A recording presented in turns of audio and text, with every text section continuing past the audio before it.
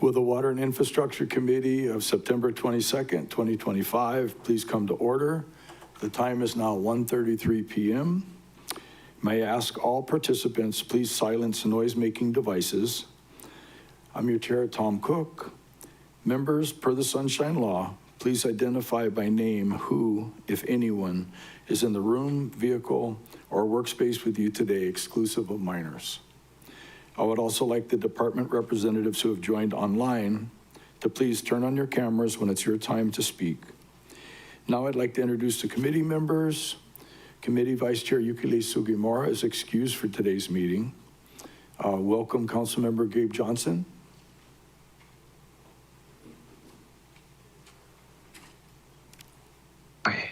Oh, okay, there we go. Aloha, Chair, Council members, community members. There's no testifiers here at the Lanai District Office, and I'm alone with my doggy on my side of the office. Go Guardians. Thank you, Chair. Thanks. And good afternoon, Member Tasha Kama. Aloha kakahia, no. Aloha awinala, Chair. I am in my workspace and I am alone, but I have two adults in the adjoining room. Thank you, Chair. Thank you. And aloha, good afternoon, Member Alice Lee, Chair Alice Lee. Sawadi, Member Cook, Chair Cook. Okay. Sawadi. And that means? Hello in Thailand. Okay, Sawagi. Sawagi, aloha, good afternoon, Member Paulton. Aloha minala and sawadi kako. And aloha, Sawai, and good afternoon, Member Kiani Rollins Fernandez. Aloha awinala kako, my molokai nui hina. I'm at my private residence alone at the moment, and will likely be joined by my two minor age children in about an hour. Mahalo, Chair. Did I say there's currently no testifiers at the Molokai District Office? I did? Okay. You just did? Thanks. Councilmember Shane Sinensi, aloha, good afternoon. Aloha Winala, Chair, and Sawaidi here at my home office. I'm here by myself, and there's no testifiers in Honor, Chair. Thank you. Sawaidi, aloha, good afternoon. Member No'olani U'u Hodgins. Aloha, Chair. Aloha, everyone.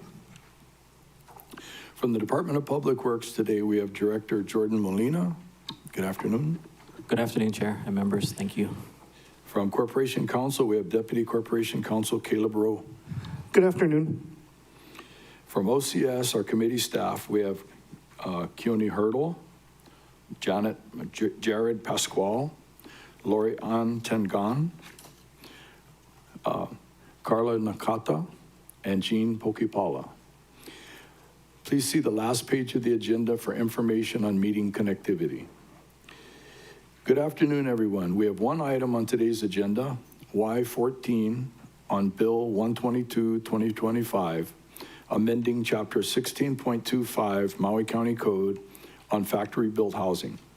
Members, if there's no objections, I'd like to take testimony after receiving opening comments on WAI 14. No objections. Thank you, members. Let's begin. Members, Bill 122 amends Chapter 16.25 Maui County Code on factory-built housing. Bill 122's purpose is to establish procedures for the design, manufacture, installation, inspection, and transportation of factory-built housing for one and two family dwellings. Bill 122 creates a framework to allow factory-built housing in Maui County in a safe, regulated, and consistent way. It sets standards for accountability, code compliance, and oversight while creating a pathway for more housing supply. At this time, Director Molina, would you like to provide any opening comments?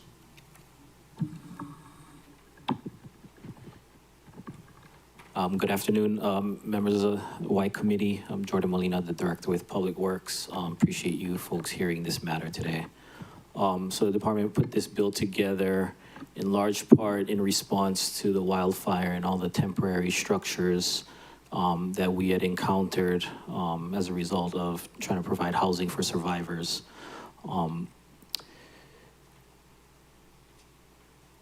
The biggest issue when it comes to these temporary struggle, a couple of things is, there's a lot of interest in trying to make some of these temporary ones become permanent. And so that's what led us down this track of, what is the protocol we need to enact to be able to accommodate that. And so that basically distilled down to really how do we manage inspections that are not being conducted on site by our building staff. And so that's really the nature of these factory-built structures and this ordinance is how do we build that appropriate inspection framework for construction that is occurring off-site without our eyes directly on it. And so what the bill does is establish that procedure for, what is the requirements to do inspections? What is the certifications for an inspection agency? And how do we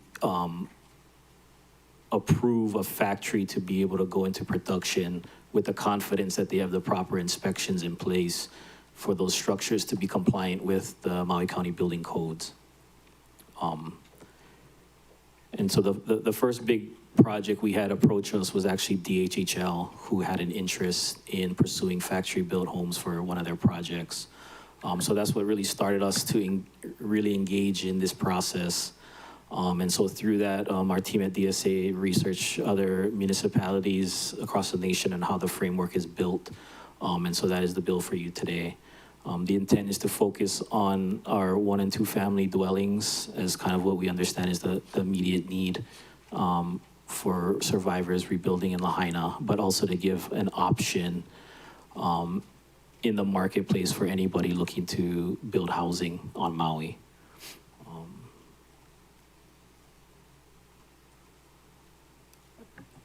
I guess that's all I have at this point, Chair, and happy to answer any questions from the committee. Thank you. Thank you, Director. Staff, do we have any testifiers? Chair, we have one testifier signed up. Okay. I'll read the testifier.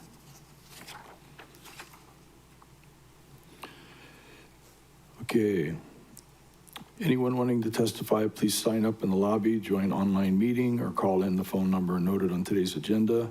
For online testifiers, please click the raise your hand button. For those calling in, please follow the prompts via phone *5 to raise and lower your hands, *6 to mute and unmute.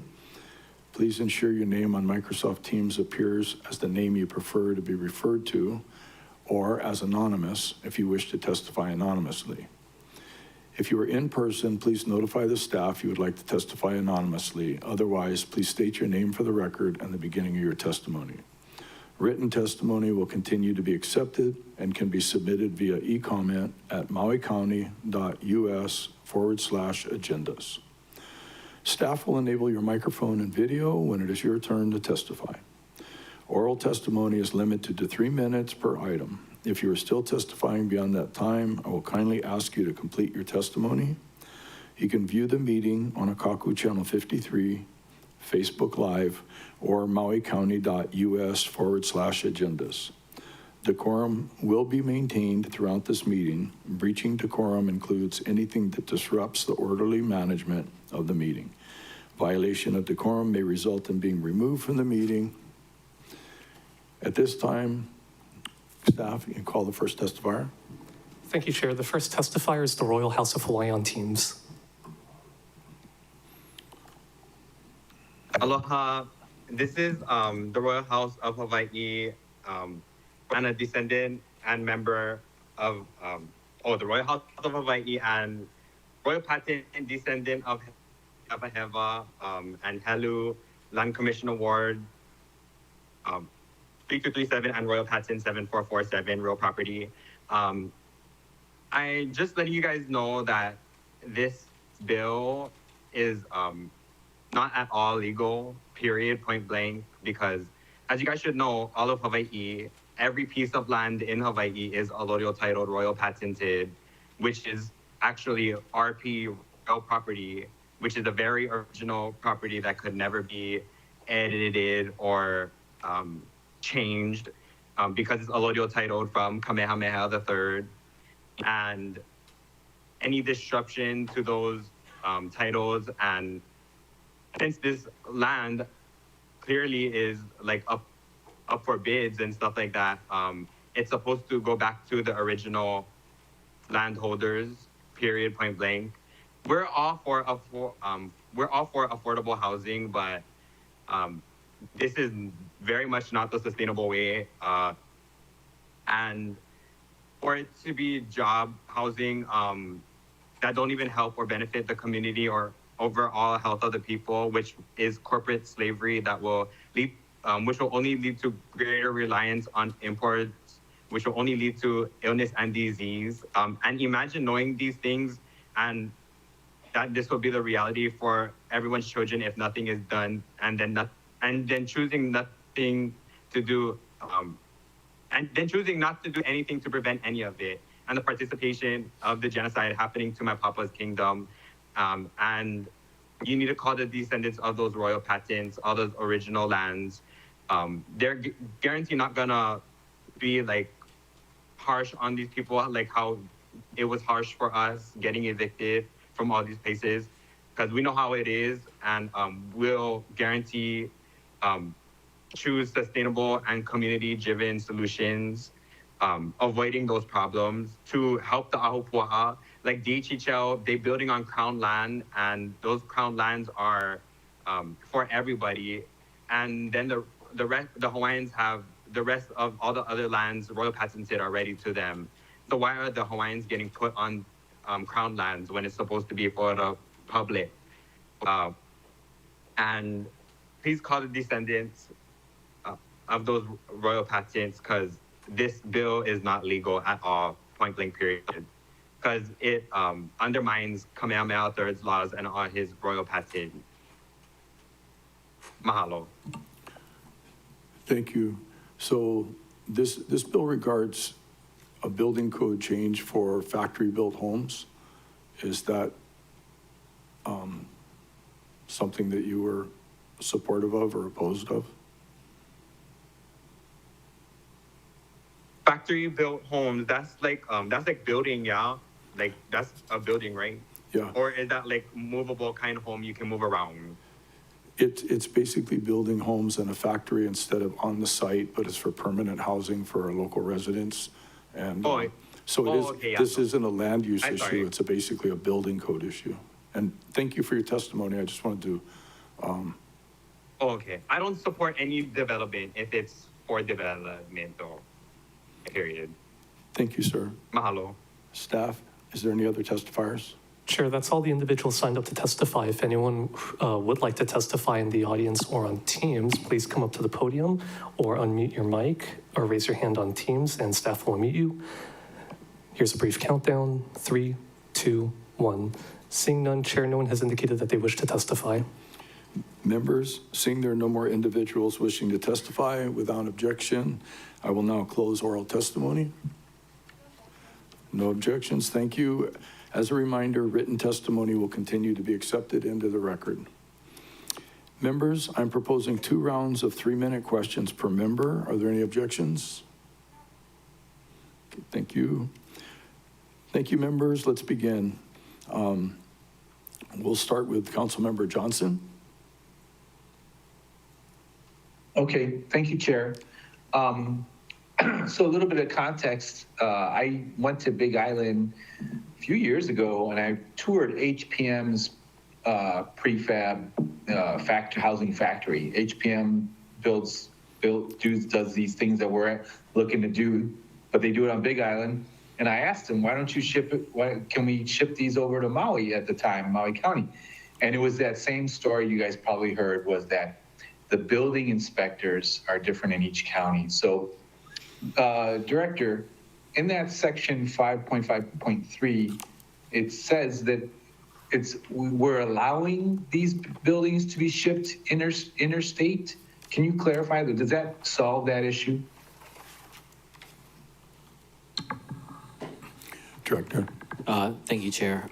So within the state, what the bill would authorize us to do is to utilize inspectors from other counties if like in the case of Big Island, the Big Island County inspectors could serve that function of the factory inspections. And there's an existing code in our building code that allows us to deputize inspectors as needed. And so it's more or less that function is we would be able to utilize inspectors from those other counties where those factories are, or where the manufacturing is occurring, to cover the inspections in lieu of the third-party inspector being in place. So, okay, it does sound like that alleviates that issue because you would deputize the Big Island inspector or the Hawaii Island inspectors, and then you would say now you're technically a Maui County inspector, so you can bring this on the barge, drive it to Lahaina, put it on a lot. Is that the process? I would imagine it happening that way. That's correct. We would be able to accept those inspections done by our sister county. Okay, so there's something random in here. It says you can't take building prefabs from different countries. Is that a Jones Act issue or what? Maybe you could expand on that, because I want to remind this body, and you guys probably know, Hokuau, the affordable housing project on Lanai, all Japanese prefabs. I don't know how, but why is this bill saying you can't have, why is it excluding that? We just don't have enough research on international and the conflicts we might have with trying to get international inspection agencies to conform to the local codes. Within America, we operate under the ICC set of codes, which is, common set that other states operate under as well. And so we just don't have that experience yet with international, but that's something that could be contemplated if the body chooses to expand in that area. Thank you. So, part of the importance of having a prefab is you can use Bali or Indonesian bamboo or something more sustainable. And that's why I thought it would be important for us to have that option on the table. But if you're saying we just don't know what their codes are to us, I hear you coming from, but it also kind of closes the door, and I heard my time, but it kind of closes the door on that, using more sustainable materials to build. Thank you. I'll wait for Second Thank round. you, Chair. Okay. And Member Kama? Questions? I apologize for skipping over you. Thank you, Chair. Director Molina, you mentioned earlier in your presentation that one of the things you're looking at was the inspection framework. Can you explain that? Yeah, thank you. So the biggest difference with a factory built is where the construction is occurring. So traditional is on-site, on island. And so our inspectors can physically get there to oversee the work and certify it meets the permit approval, the permit that was approved. In the factory, we can't send our guys there all the time to be in the factory.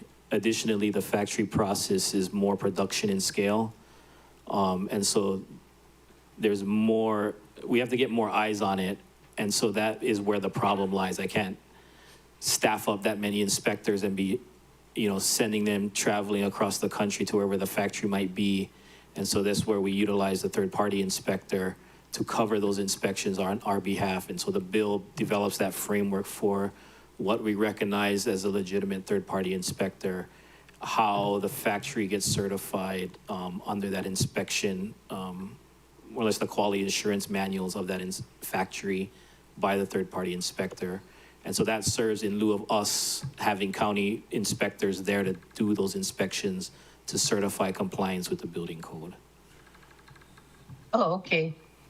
I was just concerned that of those things that you just mentioned, that we would not have enough of our own staff to be able to do this. But if you already have a plan to go forward, then you're okay with the bill? Yeah, we've done our homework to be comfortable enough to know what these third-party inspection agencies, how they operate, and what we would be looking for to verify that they're sufficient to conduct inspections on our behalf. Okay. And you also mentioned earlier about the temporary to permanent housing. And I didn't catch what you were referring to. Yeah, thank you. So notably, it's the Kilohana project by FEMA, where they had intended for those units to be able to become permanent, which means that they are designed and built to Maui County Building Code standards. But what happened is because of the emergencies, they just went ahead and had them manufactured and deployed without our oversight. And so through that process of trying to understand, how was the products inspected at the factory, what is the rigor of that process, we were able to get introduced to that, and so we feel more comfortable being able to open this up more broadly to allow factory built in Maui County. Thank you, Mr. Molina. I heard the bell, Chair. Thank you. Thank you, Member Kama. Council Chair Lee, first round of questions. Thank you. I have no questions. Okay, thank you. Member Rollins Fernandez, first round of questions for the director. Mahalo, Chair. I don't have any questions at the moment. I'm supportive of this effort. Mahalo, Chair. Okay, thank you. Councilmember Sinensi, first round of questions. Hello, Chair. Just for clarity for Director Molina, did you mention that this was the process for prefab to become permanent, or we wanted to, these were not meant to be permanent? Yeah, so what happened with the wildfires, we didn't have a process for these types of products. And so they all came in under our temporary permitting process that was enacted under the emergency proclamation. And so with the rebuild, the permanent rebuilds, we're hearing the need for, other options on getting housing delivered. And so this bill is an attempt to address that need with allowing a process to have factory-built structures be permitted as permanent structures under the Maui Building Code. Oh, okay, so we could use the temporary ones, should they come with all of the factory specs, that they could potentially become permanent, even ADUs on people's properties. That's correct.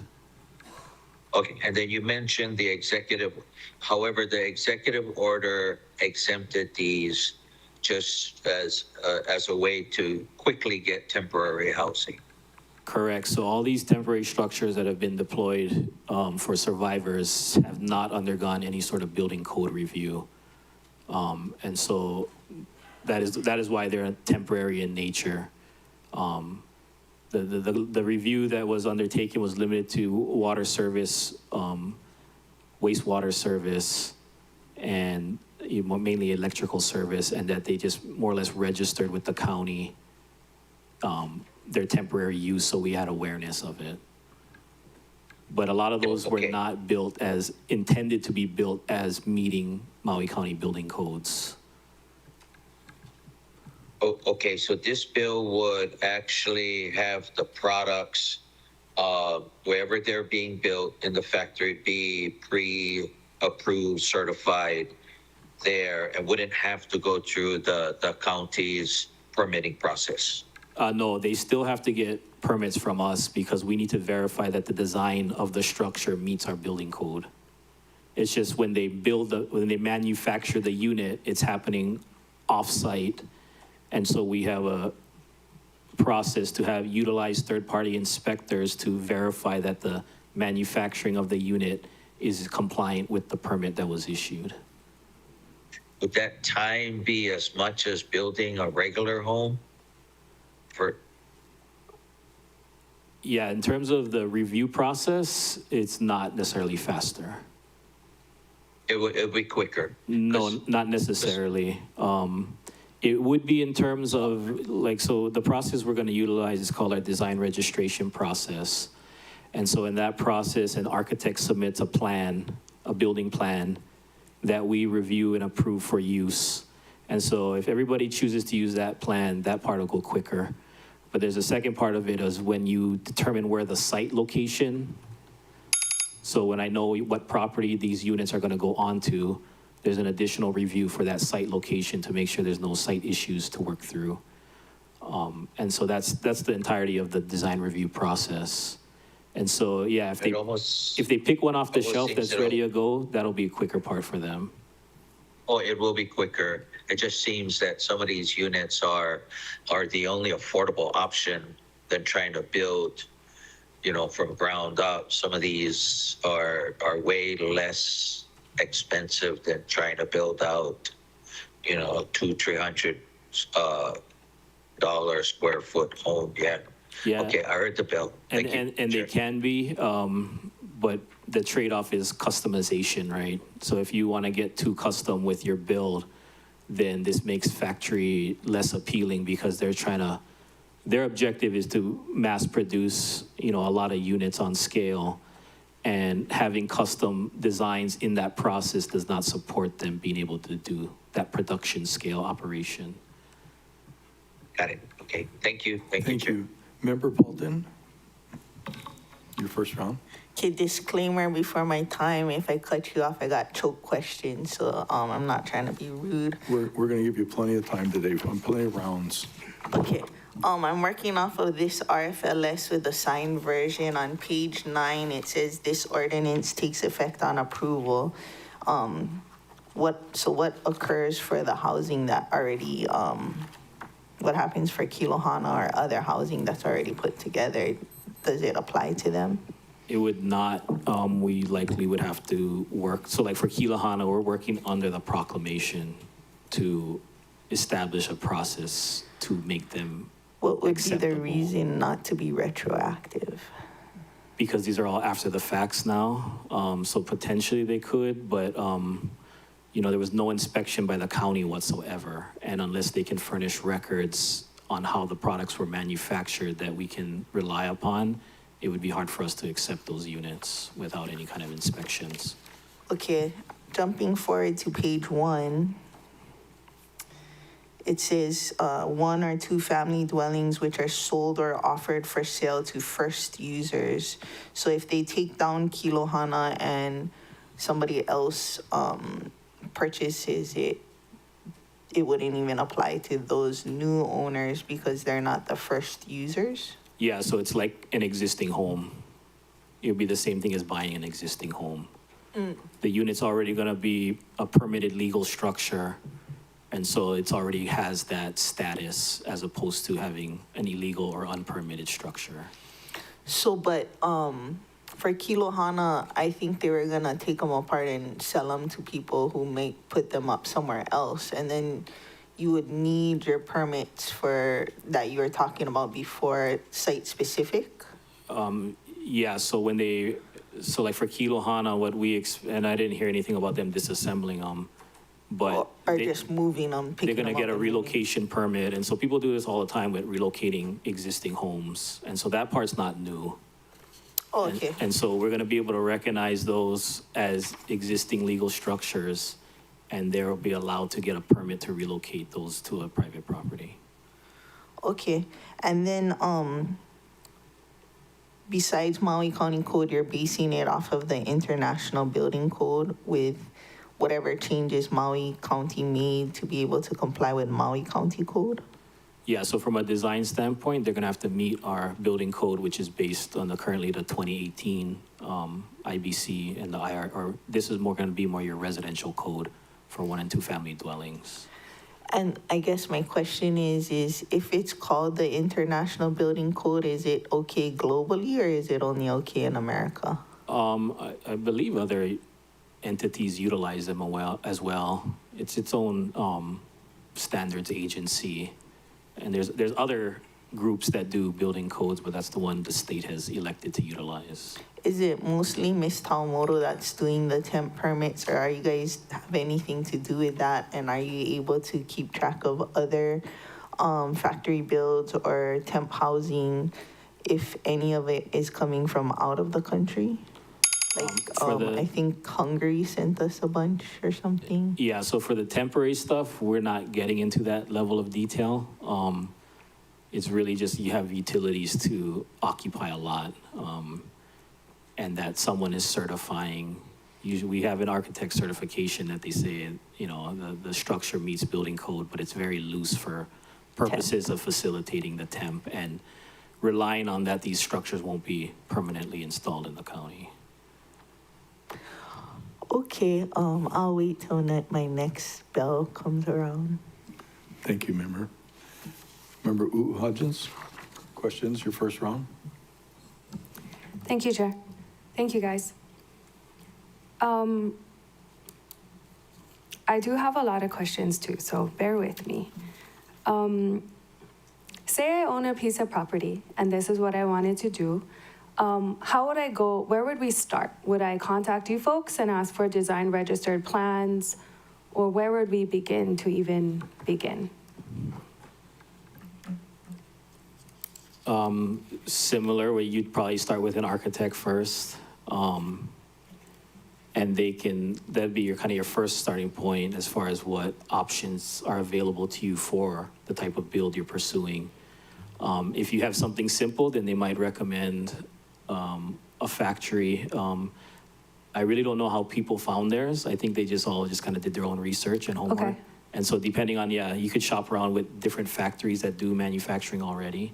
So not too dissimilar from like Hansador, where you would get like plans kit, that's already yeah. done. Would this be similar? Correct. And then would we need to have a special architect or engineer to certify this? Or how does the No, relationship they work just, with so the they, factory and the licensed professional?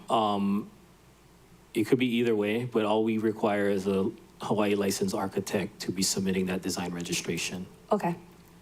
Okay. And then in our map system, would we have a special checklist for these prefab homes, or would it be treated like the stick build in the building permit review process? In the review process, it's going to go very similar to what it Okay. is now. It's really the inspection side where things change. And so that's where what this bill accommodates is the use of that third-party inspector in lieu of county building inspectors for the work that's happening off-site. Okay, which I don't love the third-party inspector, but we'll get to that after my brain process how this works. So right now, you do your building permit and then you get your EMP permits afterwards. But considering the work is already done in the walls itself when it's first submitted, are we going to do the building permit concurrently with the EMP permits, or are those still going to be separated? Sorry, what is the EMP permit? The electrical and plumbing permit. We have them all as separate permits right now. Yep. And It would so- still be the same. Yeah, so that part doesn't change at all. Okay. It's just the inspection part. So the third-party Okay. inspector will cover any plumbing and electrical that'll be concealed in the units. Okay. Okay. And so I guess we can then move on to the third party. So right now, you gave us an example about our sister county, Big Island. And they have, I just got off the phone, that's why, with Dara Oliveira, and I asked how it works. They have somebody go to the factory while it's being built, I think, and then they do another, they do a factory permit and then a building permit. Is that what we would be doing, something quite similar, or how would it work because we're not on the same island? Yeah, so if we wanted to use their inspectors, that's something we're gonna have to work out with Hawaii County as far as what they're willing to accommodate. And the biggest constraint is just the availability of manpower to do all the inspections in a factory. Of our inspectors or of their inspectors, or the Theirs combination too. of both? Yeah, both, either Okay. one, because when you have this production line going, it's different than being able to get a call to say, okay, I'm ready for this inspection today. You have to be there at every stage of the production, and so what's different in nature is the building in a factory setting versus on-site traditional stick built. And so the inspection process is really more of an inspection of the quality of the factory and its ability to reproduce consistent build results through their process. And so what happens is there's a quality assurance manual that needs to be approved by the third-party inspector that gives them confidence that the process being used by the factory is reliable. And then so there's like, yeah, in the beginning, it's more regular inspections happening. And as the inspector gets comfortable with the quality coming out of the factory, they adjust that inspection schedule accordingly. And it kind of varies on how much in production the factory is. Like if they're full-blown rocking, then it's gonna be, you know, Shorter less period of time. inspections overall than whether it's a few at a time. Okay, thank you for that. I heard my bell, but I will have more questions in the next upcoming rounds. Thanks, Chair. Thank you. Chair's first round of questions. Regarding the third-party inspector certified, I believe, and you can correct me if I'm mistaken, that currently plumbing inspectors and electrical inspectors need to be licensed, and they pay for their own license fees. Is that correct? That's currently, the positions we have at the county do require journeyman plumbers and electricians. So, could you describe how you think the third-party inspector, I'm a little confused, third-party inspector and special inspections. Typically now we have special inspections for rebar, masonry, the various things that an engineer in the county will check off. Is there a difference between a special inspector and a third-party inspector? Yeah. So the special inspection refers to components of the building that typically exceed your typical prescribed requirements in the code. And so the architect or structural engineer will call for those items to be inspected by that licensed professional. And so that's what a special inspection is. Third-party inspector is the person that is off-site in the factory doing the inspections on behalf of the county.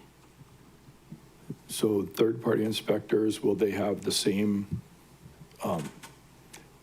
expertise, the same requirements, basically what we're requiring? Is it like in the factories, we'll still have the same quality of inspections? Yeah, we feel so. So there's standards on certification and accreditations for these third-party inspection agencies, as well as for the individual inspectors too. And so that's one of the requirements we're gonna rely upon to verify a third-party inspection agency being sufficient for this process. Do the third-party inspection agencies require them to be licensed plumbers, electricians? I mean, is it similar qualifications? Not necessarily. So Thank no, you. yeah, it would be different in that regard. I'm curious, what stakeholder groups, local contractors, insurance companies were consulted with? Insurance is one of the things I'm curious about. Yeah, I mean, as far as we're aware, the insurance is not going to change because you're still going to get a County of Maui building permit. So that is what a lot of the insurance companies rely on, is that actual approved permit, completed permit from the county. So that part will be maintained. Because the factory is a very different animal, we've looked at other factory setups in the mainland. Like I said, as part of the investigation into the DHHL request, they had an interest in a factory in Colorado. And so working through them, as well as working with FEMA on the factory they use for those Kilauea housing units, to be able to understand how the third-party inspection and the factory inspection process works. And again, it's different because it's more of a production line type inspection than a piece-by-piece inspection with your typical on-site construction. Thank you, sir. For our second round, Member Kama.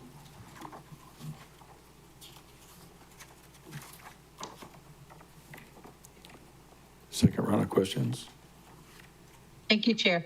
So if anything happens, so are the factories where these homes are being built, is there an assumption of liability on their part? Director.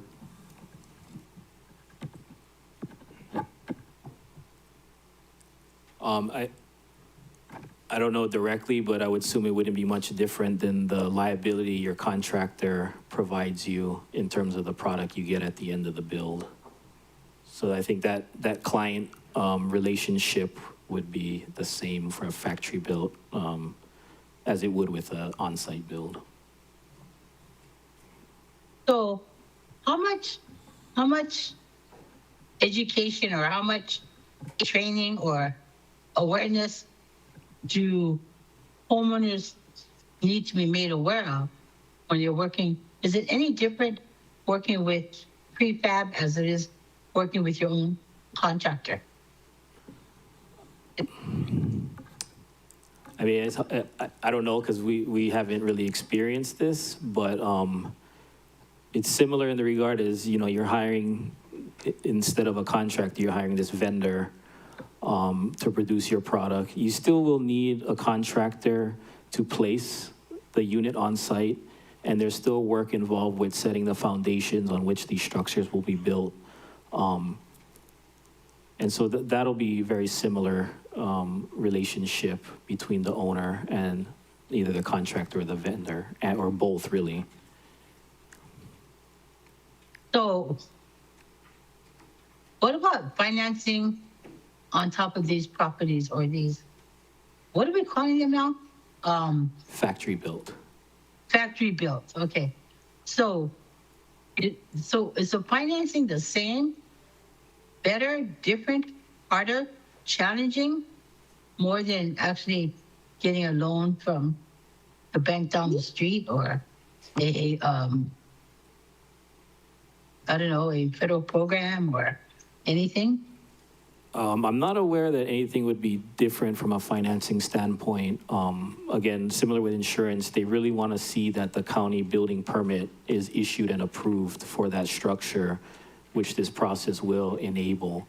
I'm not aware as far as the industry, and this wouldn't be my expertise, treating these types of units any differently than any other structure that gets a county building permit. Yeah, I just think that this is something really new, yeah, for our people.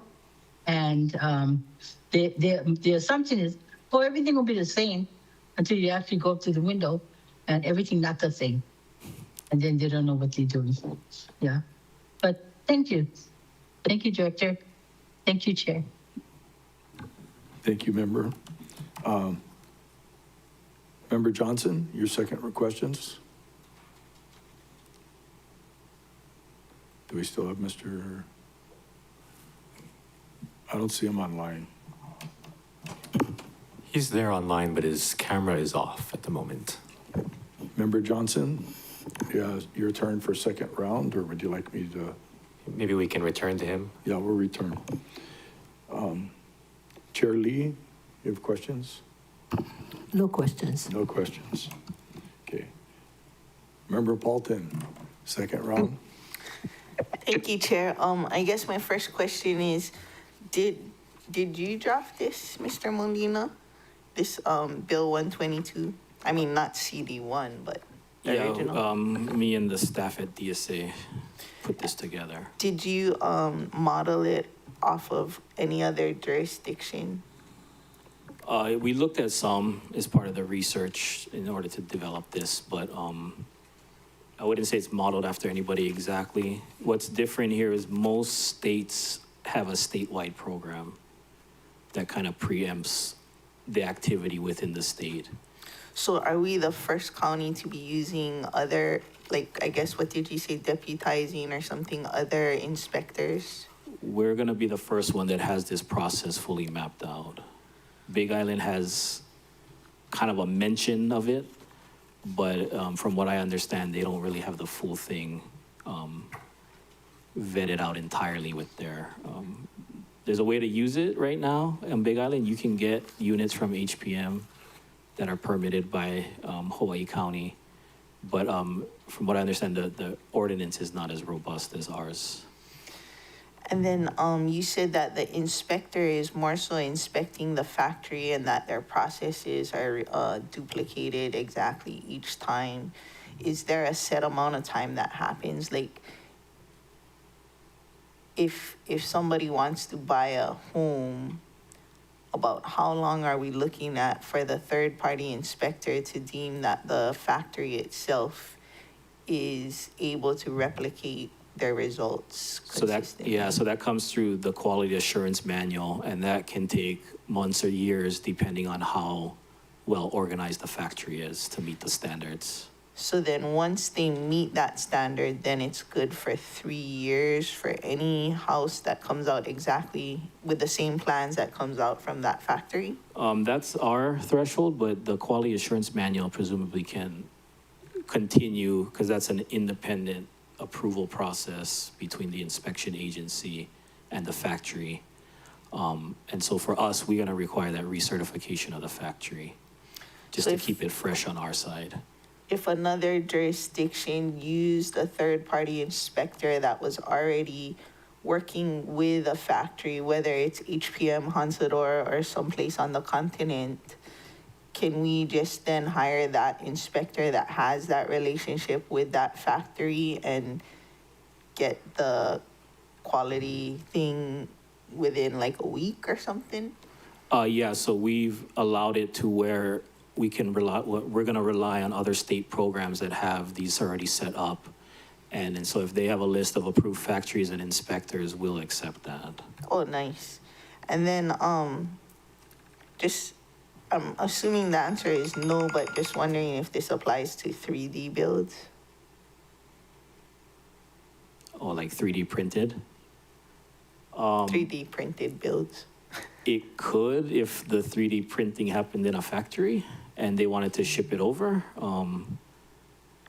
And they could show that it meets building code. I don't think there's anything that so the building code generally doesn't force you to build one way. It just sets the minimum requirements. So if somebody, I think shipping concrete would be heavy in that regard, but potentially they could if it made sense. But my understanding is those have like equipment that's meant for on-site construction. Or the 3D builds. Yeah. Okay. Thank you, I heard the bell. Thank you, Member. Member Rollins Fernandez, would you like, you have questions? Yeah, sure. It's your first Mahalo, Chair. / second round. Yeah. Also, I see Member Johnson's video is on again. I just have one question for Director, and that's regarding his comment about the other places usually have a state process. Do you know why Hawaii doesn't have an established process, or do you think that it's better this way with our county exercising home rule and having our own process that makes sense for us? I mean, we're doing it because we don't expect the state to mobilize fast enough. And of course, we're the ones with the pressure right now where we're getting these inquiries about these kinds of products. So that's why we're acting. But I think globally, like statewide, it should be consistent so that factories between counties can have, consistent expectations on what the requirements are going to be. Yeah, thank you. I appreciate that response. Mahalo. I just find it really interesting that the governor declared a state of emergency and issued an emergency proclamation on housing 4 or 5 years ago. And to create a process like this wasn't, didn't rise to the top is interesting. I guess he opened the door for it, but it's for us to put the meat on the bones, so to speak. Okay. All right. So we're tip of the spear on this one, putting meat on the bones. And I guess other counties will probably watch to see what we do. Okay. Sounds good. Mahalo for that, Director. Mahalo, Chair. Thank you. Member Johnson, welcome back. Thank you, Chair. I'm having technical difficulties. I apologize. I heard you calling me. I couldn't unmute myself, but you guys can hear me now? We can hear you now, and it's your second round. Okay. So I'll probably have to turn my computer on and off after my round of questioning. So, Director, what's the county doing to encourage a factory here on Maui Island or within the county? I thought a few years ago there was council initiated funding for a factory on Maui. Director? Yeah, thank you. I'd say this is a good first step to kind of bring that clarity for the market to understand how they operate here. But I cannot speak to the business side of when it makes sense to try and provide a factory in Maui County.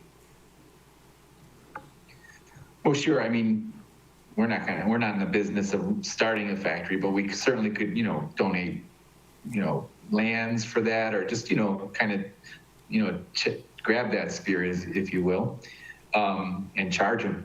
But okay, I'm going to move on to my next question because I'm kind of concerned that first off, I totally support the idea of making this easier for folks because really prefab is meant to be easier, right? You build it in a factory so you don't have to worry about the seasons and the weather changes and the storms. You can work all day. Who cares if it rains outside?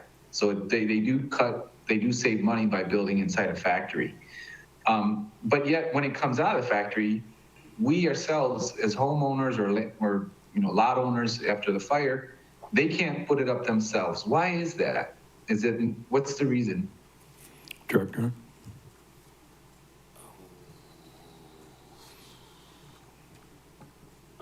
Well, the state law does have an owner builder provision. I'd have to do more research as far as whether this would preclude that from being utilized. I don't believe so. And so, yeah, the extent to which someone wants to do an owner builder for the placement on site or even the on-site work with the foundations could still happen to the extent that work doesn't require licensed contractors to perform. Okay, I think my computer's overheating because I'm trying to, okay, let me see, here it is.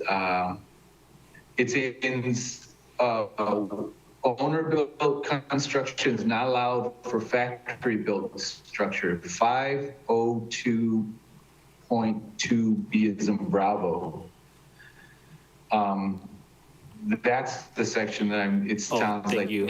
Yeah. Okay, I get a prefab house, you can buy them from Lowe's even, at least my mom did one year, but she bought a prefab barn and they just, that section. Okay, go ahead. Director? Do I have to launch an inspection on your property? Presumably that thing from Lowe's is not going to meet. You waiting on me or are you waiting on the bell? So presumably that, something off the shelf from Lowe's is not going to meet our building code requirements. And so within the bill itself, an owner builder cannot make his own factory and say, I'm doing a factory build on my own.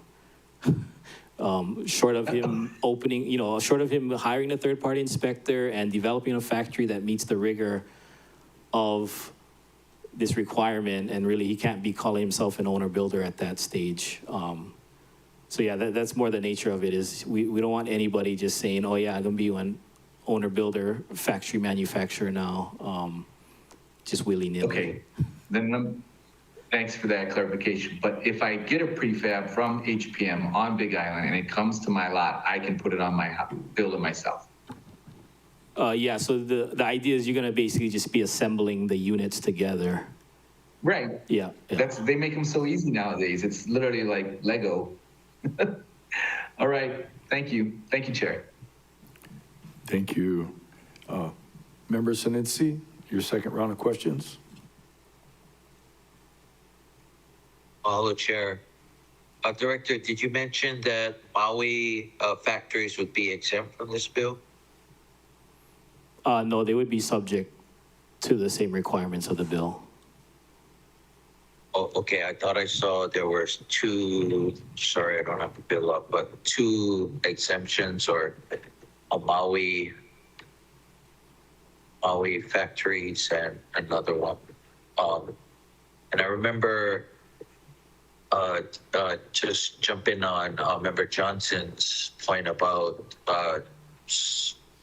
putting them together. I remember the Spencer home project. They would be making the walls and the trusses off site, and then just dropping them off on site, and then having them just slap them all together, kind of like a puzzle. Yeah. And so these units, almost like products, wouldn't be considered like an already established product that has their own engineers, like they're selling this one self-enclosed product. It would still, this law would require them to have an engineer stamp design, like the product wouldn't come with those specs already, including engineer and structural certified stamps. Yeah, Director? so the design would be done by licensed Hawaii architects or structural engineers.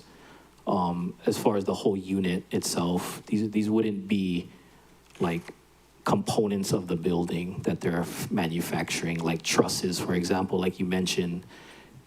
This is the truss, the ceiling, the roofing materials, the wiring in the wall, like all of it together is kind of that difference, and not just components of the building. And so as a whole unit, the structure itself has to be designed and stamped by a licensed Hawaii architect or structural engineer. Oh, it has to be a Hawaii architect. It can't be out of state. Or the out of state, if they're making them out of state, they'll still have to go through their permitting. And then when it comes into Hawaii, it would still have to go through Hawaii licensed architect. So the design is going to be subject to Maui County approvals. So they're going to design just like anybody else would design under Hawaii requirements and Maui County building codes. It's just that when they assemble the structure in the factory, wherever it may be, that can be done off-site, and we're going to utilize the third-party inspector to oversee the fabrication and the manufacturing of the structure. But when it comes out of the factory, it's going to be designed and built to Maui building code standards. It almost seems like some of those Kilohana units, it's all overly structured. I mean, they had to be put on a barge to get here. So it almost seems like some of the spacing is less. They're over, beyond the 2x4 requirement. So.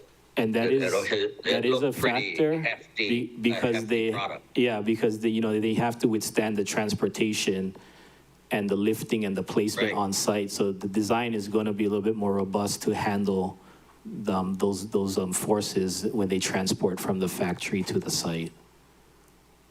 And some of these states do not have hurricane, like we need to have hurricane certification, so some of them won't. Right, so that's where the site review comes into place. And so there is some risk as far as what a factory, how they put together their product, because they don't necessarily want to, there's a risk of, you design for the easy conditions, and now somebody who lives up more Mauka with higher wind loads, that structure is not going to be adequate for their site.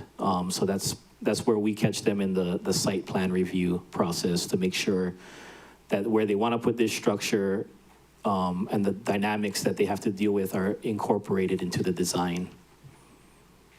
Why would we even need R1 if we don't have the harsh winters? Oh, sorry. Thank you, Jim.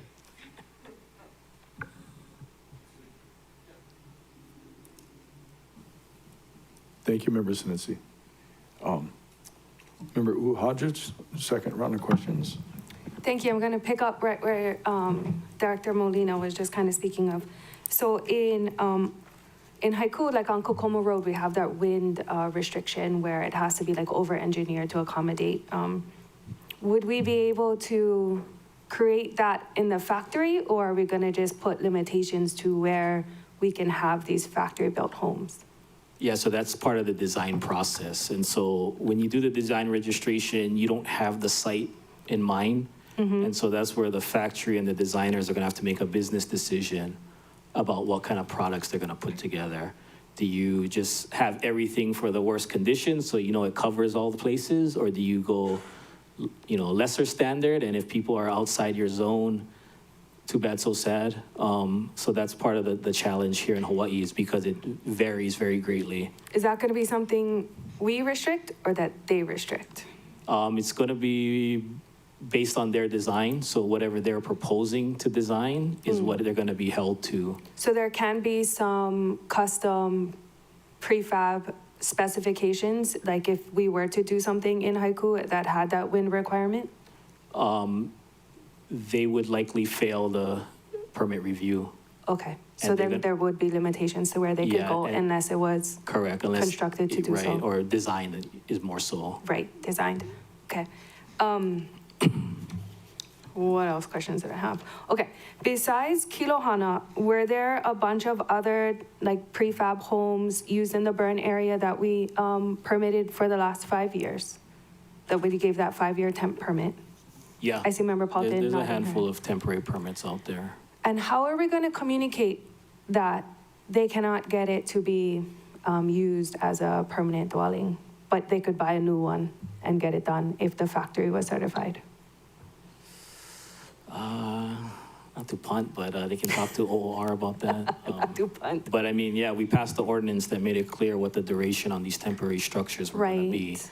And again, the concern there is there's no inspection on these. Right, no, I specifically remember you saying there is no pathway to permanency for those. Unless they can get and even after the fact is really sort of not really appropriate in this case where it's entirely after the fact. Like we have no records whatsoever. Okay. So I got off the phone, as I said, with Dalrymple Oliveira earlier, and so their target market is about $200 per square foot for their units. And then that includes, well, it doesn't include, I should say, upwards of like $20,000 for shipping. So it's nearly comparable, but definitely cheaper. When they submit for a building permit, do they add their shipping cost to their valuation, or how is this going to work?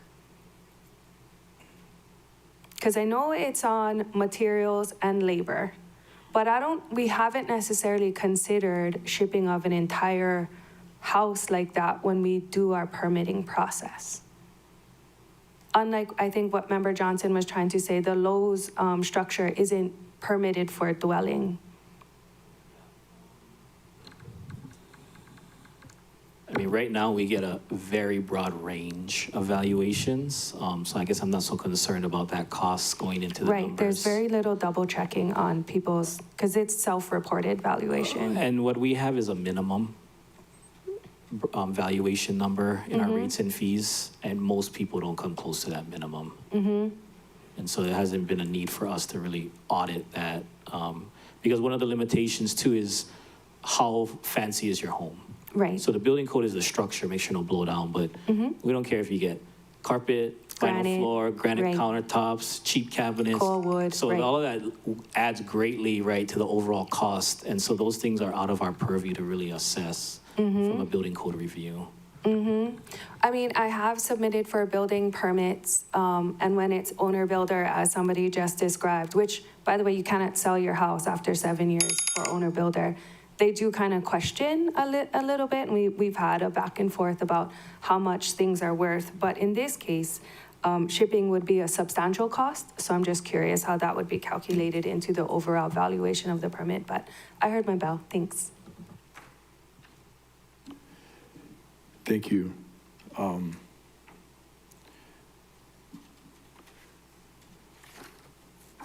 Chair's second question, the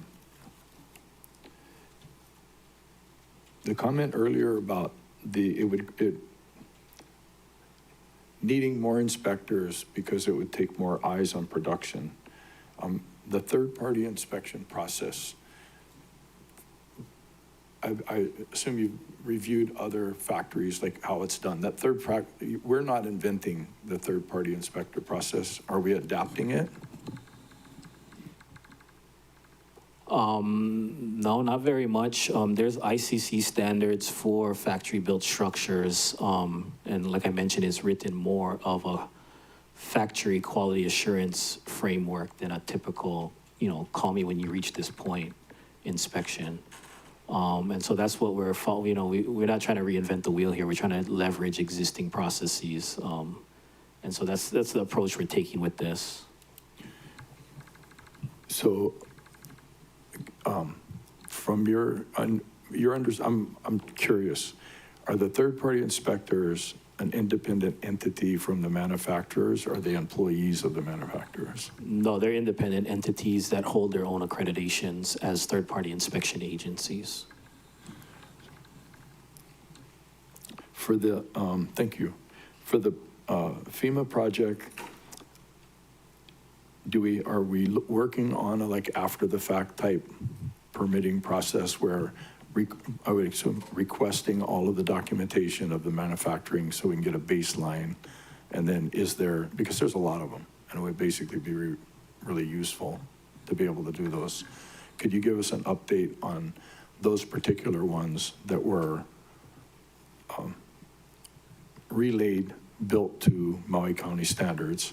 Yeah, thank you. The process to basically identify those and use them. Thank you. Yeah, so we've been working with FEMA to gather the documentation on the designs and as inspection documentations from their vendors.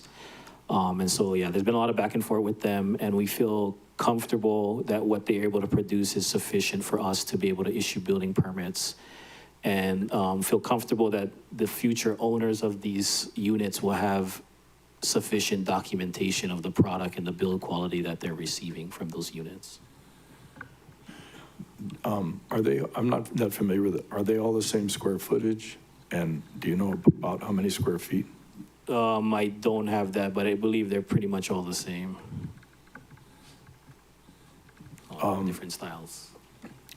I think there were like 3 vendors, and then like there's one vendor like with the studio 1-bedroom types, one with the 3 or like the A-frame. There's some A-frames and there's some rectangles.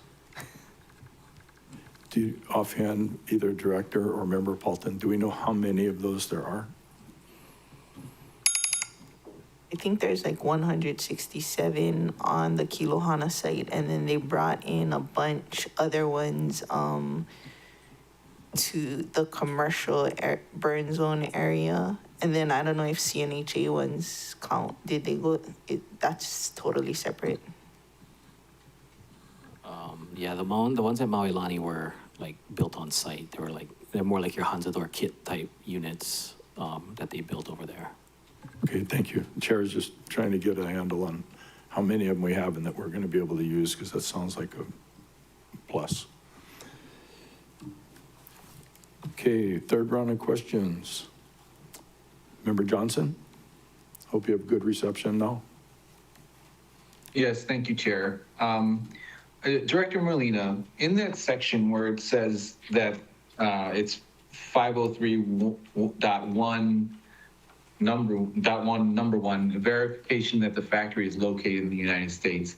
I think that's kind of limiting, and isn't the purpose of this is to speed up the way you get a home? I mean, prefab ideally is much faster than building it on site. So I think that limits the options because of some of the, like I mentioned earlier, some of the material, bamboo, and it's better to be, why limit ourselves to just United States is really my concern here. And I was wondering if you'd be amenable to me striking that as an amendment.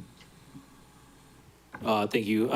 Given this is a new process, we wanted to kind of throttle how much we get inundated with and kind of manage, a new process. And so consistency of the type of build and design that we do in America was the thought behind kind of controlling this at least on the initial implementation, but I don't think we really have strong objections if you wanted to open that up. Thank you.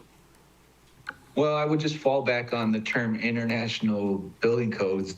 The first one is international, right? So, and I think the idea is we're in a housing crisis. The fact that you can do build your home in a factory and have it sent to your house or your lot cuts the cost down significantly. When I've toured HPM, that was one of their big points they brought up is that, the cost on Big Island housing is so far under the rest of the state. And there's multiple reasons. I'm not just saying it's the one, and they said that as well, but the fact that they can build inside a factory really cuts down on costs. So I'm glad to hear that you are amenable to that amendment. I think this because your description was this is the first time we're doing this, so you want to kind of maybe like pull the horse back a little bit. But I mean, how much more of a crisis do we need to really kind of go all in on this? The housing crisis, the fires. This should be something that we should make easier as opposed to harder. But I'd like to hear your opinion on that. I mean, we just got to make sure we can support it. And if we open the floodgates and we're not in a position to manage it, we're going to be creating more risk than good. And so that's the concern. It's not just snap your fingers and administration gets staffed up and has the expertise to handle it all. So that's the concern. There is challenges to implementation. It's not as easy as just go do it. Valid point. That's why we're here discussing it. And if budget season, you guys need positions. I've already seen those bamboo houses from Bali coming, and they're all over Maui Island. So it seems to me that there has been folks doing it. In the time of crisis, I'm willing to. I mean, what did the governor say? It's a housing emergency. All these exemptions we're giving, so we should act accordingly. But I heard you. I heard your response to that, and I heard the bell. So thank you so much. Thank you. Thank you. Councilmember Kama, your third round. No questions, Chair. Okay. Chair Lee, no questions. Councilmember Paulton. Thank you. I wanted to go back to Member Hajin's original question about how we go about it, from a lay person point of view. I don't know nothing about permitting or building a house or anything, but some guy in California sent me a Clever Tiny Homes brochure and a one-pager, and I'm like, hey, hopefully my kids will be leaving. Nah, just joking. Stay home as long as you want. But maybe I'll be an empty nester or something, and I just want to put up a little Clever Tiny Home. How do I contact them and see if they have a list of third-party inspectors, and then get a plan and submit it? And how would an average layperson go about a Continental factory build or something if they like that?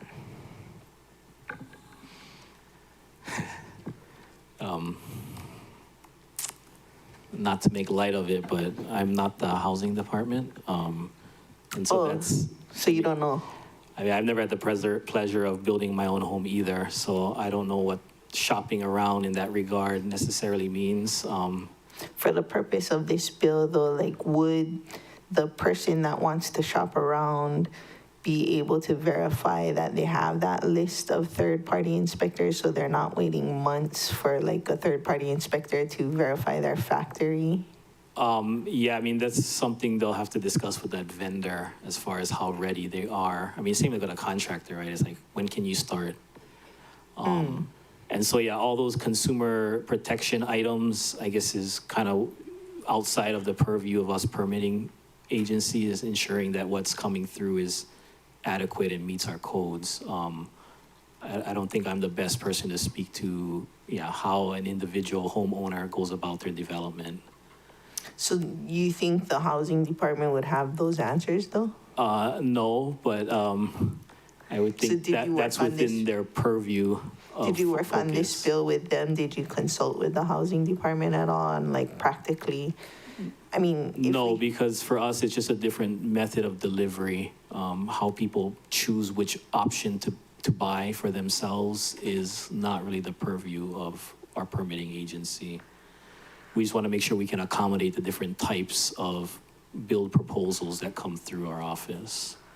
Okay, I guess, because this isn't gonna apply to Kilohana because it predated this legislation and we didn't inspect it, and all the new ones coming up in Lahaina too.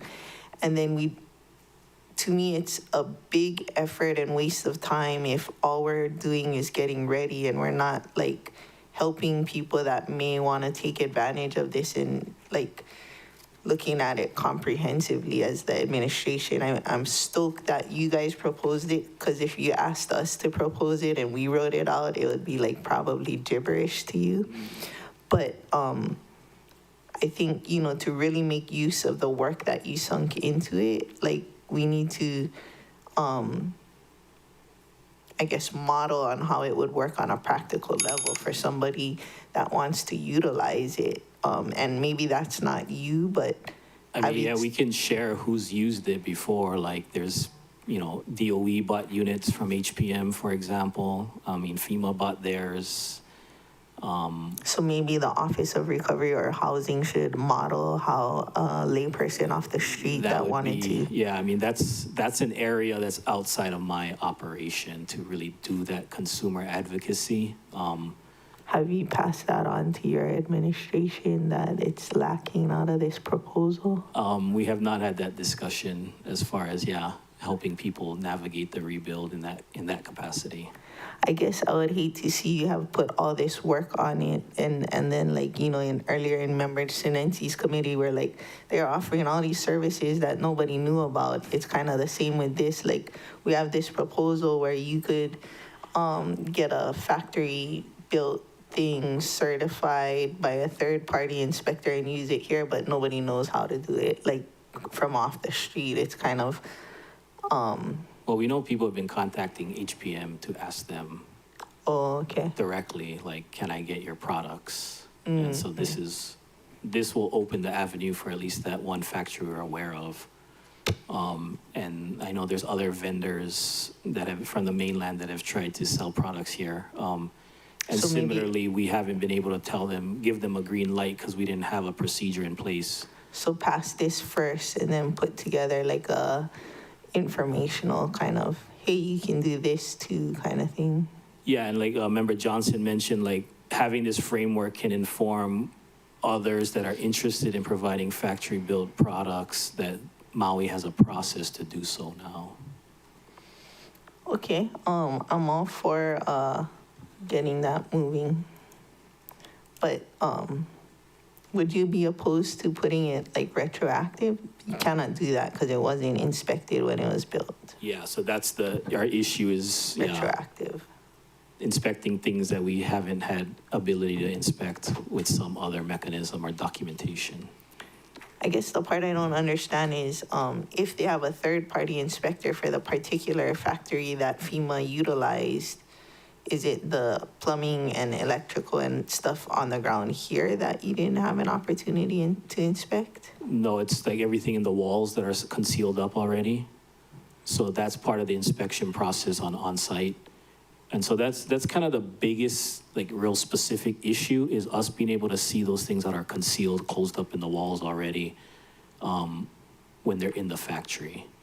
And so that's what the third-party inspector is providing for us is that on-site ability to make sure those components pass inspections adequately. That's where the disconnect is for me. Like if they have a third-party inspector list, could it not be applied retroactively? No, because it's part of it is the factory showing that they can produce products consistently and to the quality we need them. And so we would have to.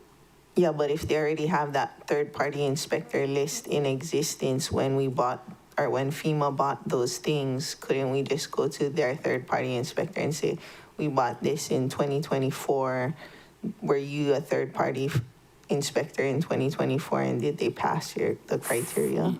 Are you talking for the FEMA unit specifically? Yeah, so like I mentioned, we're already working with FEMA to allow those to have a path to permanency. All of them, Yeah, because they were able to furnish those records to our satisfaction. but not Kala'iola. No, they never consult with us. Okay, thanks. Thank you. Member Rollins Fernandez? Third round. No additional questions at the moment. Mahalo, Chair. Member Sinensi? Chair, I just had one more. Does the bill apply to like homes on the Department of Hawaiian Homelands list? Director? Yeah, they can utilize this process as well if they choose to do so. Okay. All right. Thank you. Thank you, Chair. Okay, members, Chair's going to take a recess, and we will return at 3:15. Thanks.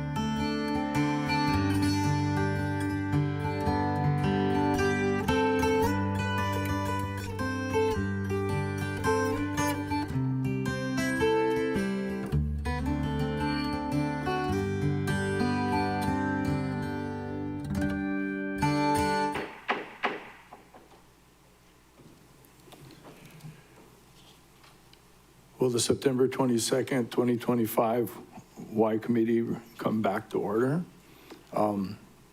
It is now 3:17, and we will continue with our questions.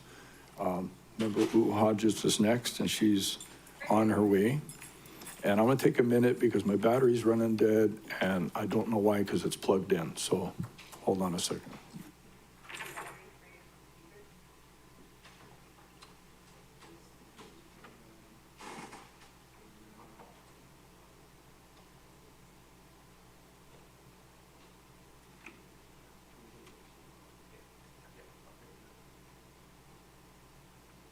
Okay, we will continue.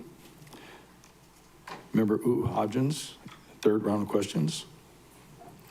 Thank you, Chair.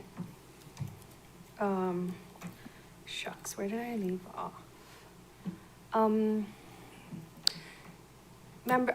Director Molina. So you folks are one agency that reviews building permit applications.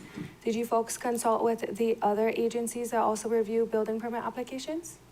And if so, what did they say? No, because that part doesn't change for them. So the review and the permit issuance part is the same as our typical design registration process. Okay. So there's no change for them. And what about the inspection part? All the on-site work is still gonna be done on-site. So like your water, sewer, your zoning, all that will be on-site inspections. And so there's no effect on them with having to do factory inspections. Okay, do you have any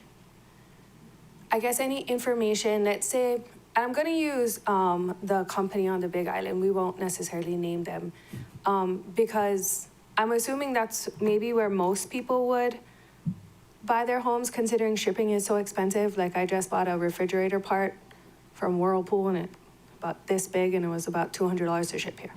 So I can only assume how expensive a house is, and that is our closest place.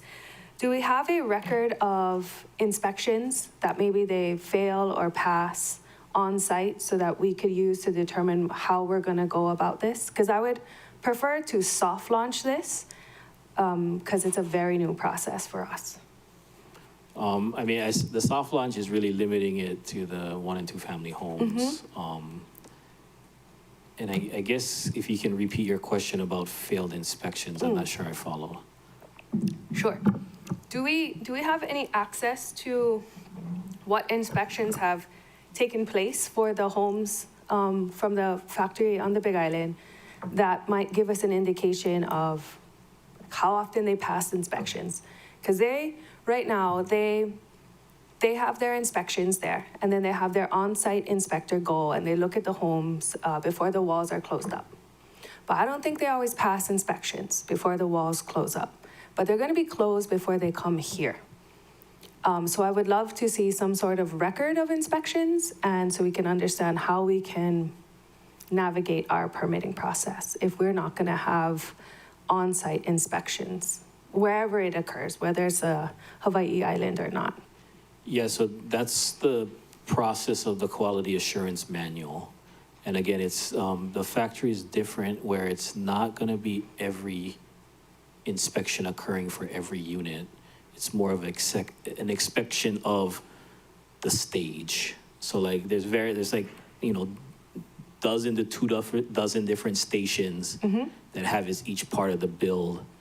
And so the way the quality assurance and the third-party inspection work for the factory is ensuring that station runs consistently and uniformly, as opposed to checking that the individual person put it together right every time. So that's what we rely on, is that third-party inspector and their quality assurance, the approval of their quality assurance manual to give us the confidence that the builds are coming out. And there's no quality. like spot checking? It's part of that quality assurance manual development. And so they'll develop a rigor when the new factory starts, which is more inspections until they get comfortable with the quality coming out of the factory. And then they adjust their inspection schedule accordingly. So we have no record to see if they've failed or passed inspections or? To my knowledge, the guys on the Big Island. Or anybody else? Yeah, we would rely on our third-party inspector. If we have a third-party inspector? Well, we would for our off-site build, yeah. I heard the bell.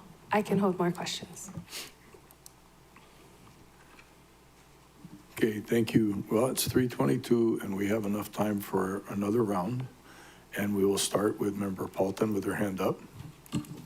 Thank you, Chair. My question is about the money, about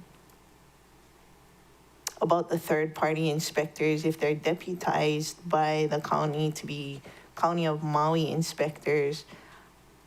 We do pay our inspectors, so are we going to have to pay the folks that we're deputizing, and then is there a cost of deputization?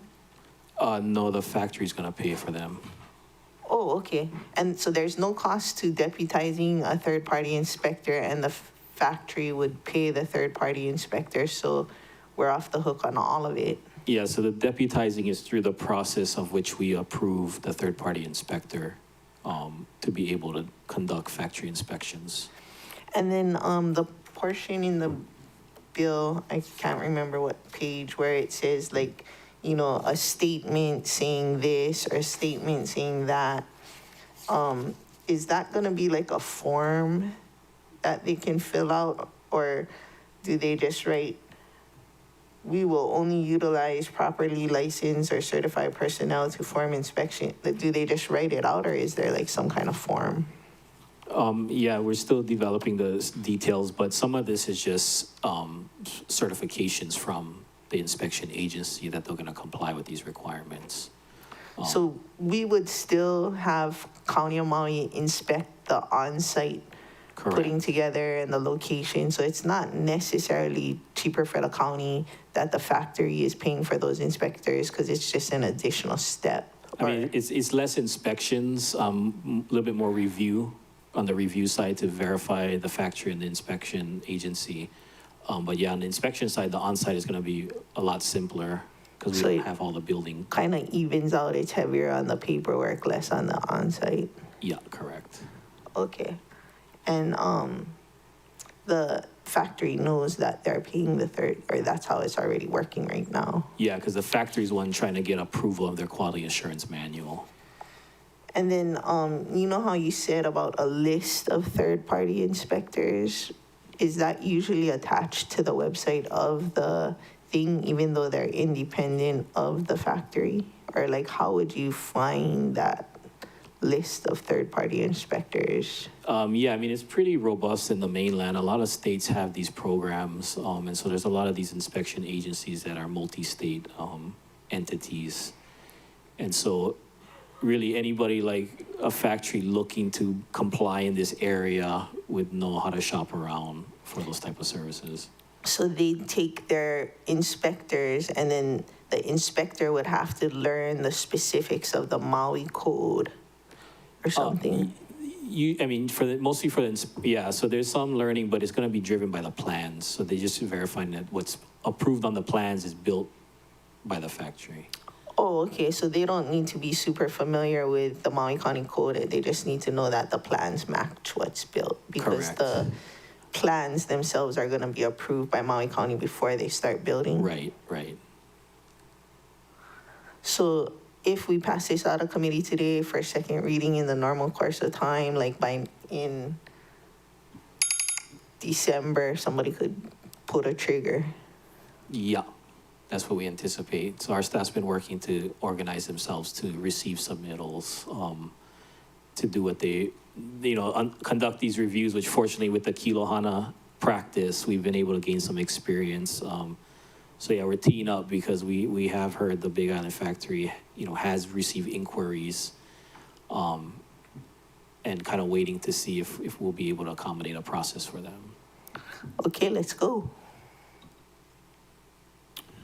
Member Johnson? Thank you, Chair.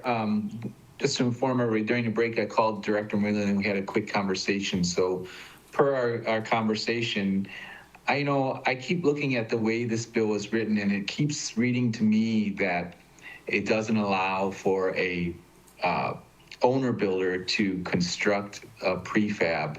But he clarified with me, he said, no, the owner builder cannot go to the factory and then build the house themselves and then take it out of the factory and install it. So having cleared that, up, I just keep reading that section, and it's on page 4, 502.2, letter B is in Bravo. It says Hawaii licensed professionals will be designated on the various permits. Owner builder construction is not allowed for factory built structures. And I just keep reading that a little bit weird, and I wonder if the language arts folks out there would say owner builder construction is not allowed within the factory. I think that sounds a little bit more clear to me. And Director, how would that language suit your fancy? Thank you, Member Johnson. If I read the definition of factory-built housing, to me that makes it clear, because when we talk about a factory-built housing unit, it's what's done in the factory. Right, I saw that definition. Okay, all right, I just wanted to see, it just reads funny to me, that's all I'm saying. But now I'm gonna go on the other thing we had a conversation about. The idea that for me personally, it's a lot of bureaucracy in this bill. There's a lot of process, there's a lot of work that needs to be done for these units to get put out. And I asked him, would he be okay if we streamline this process? And his response is that, give this bill a chance, and if need be, they would come back and kind of modify it if it's in practice it's not working. So I'm willing to do that. I'm willing to allow the administration to administer the bill, right? But at the same point, if he's willing to come back and fix the things that aren't seem to be working, I'm all here for it. So I just think for me personally, I would amend that verification that the factory is located in the United States. It sounds like the administration's on board with it, to take that out of there. For the 3 simple reasons, I'll state it again, because I didn't hear it times, that bamboo is a sustainable material. We should use more of it. The cost of housing is so out of control. Why not look internationally for finding the cheapest house they could find?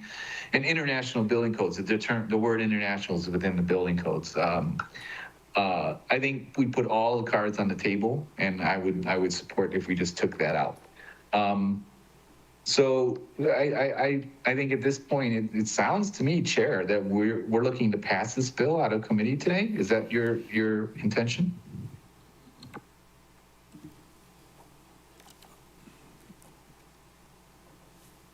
Still in discussion. Okay, all right. Basically, right now, I'm planning to defer this and have it heard soon. I feel that this is an important issue, and I'd like to get it addressed. Still have some issues with insurance and other things. And so let's continue to have this dialogue. All right. Well, thanks for that response, Chair. It surprises me a little bit, but I heard the time. And Director Molina, please consider looking at that language. If we want the people to read this and understand it, and it just doesn't sound like that section where it says that the owner builder construction is not allowed for factory built structures. Seems, for me, it doesn't read well, but just my concern, and my time's up. Thank you. Thank you, Member Johnson. Councilmember Kama? Thank you, Chair. So I just wanted to ask Director Molina, where it talks about in the section 501, the scope where it says provisions apply to the design, manufacture, installation, inspection, and transportation of factory-built housing. So the transportation you're talking about here is from the site, the manufacturer, wherever that might be, to here, to Hawaii, to Maui, to the house, to the home. So what does that transportation include?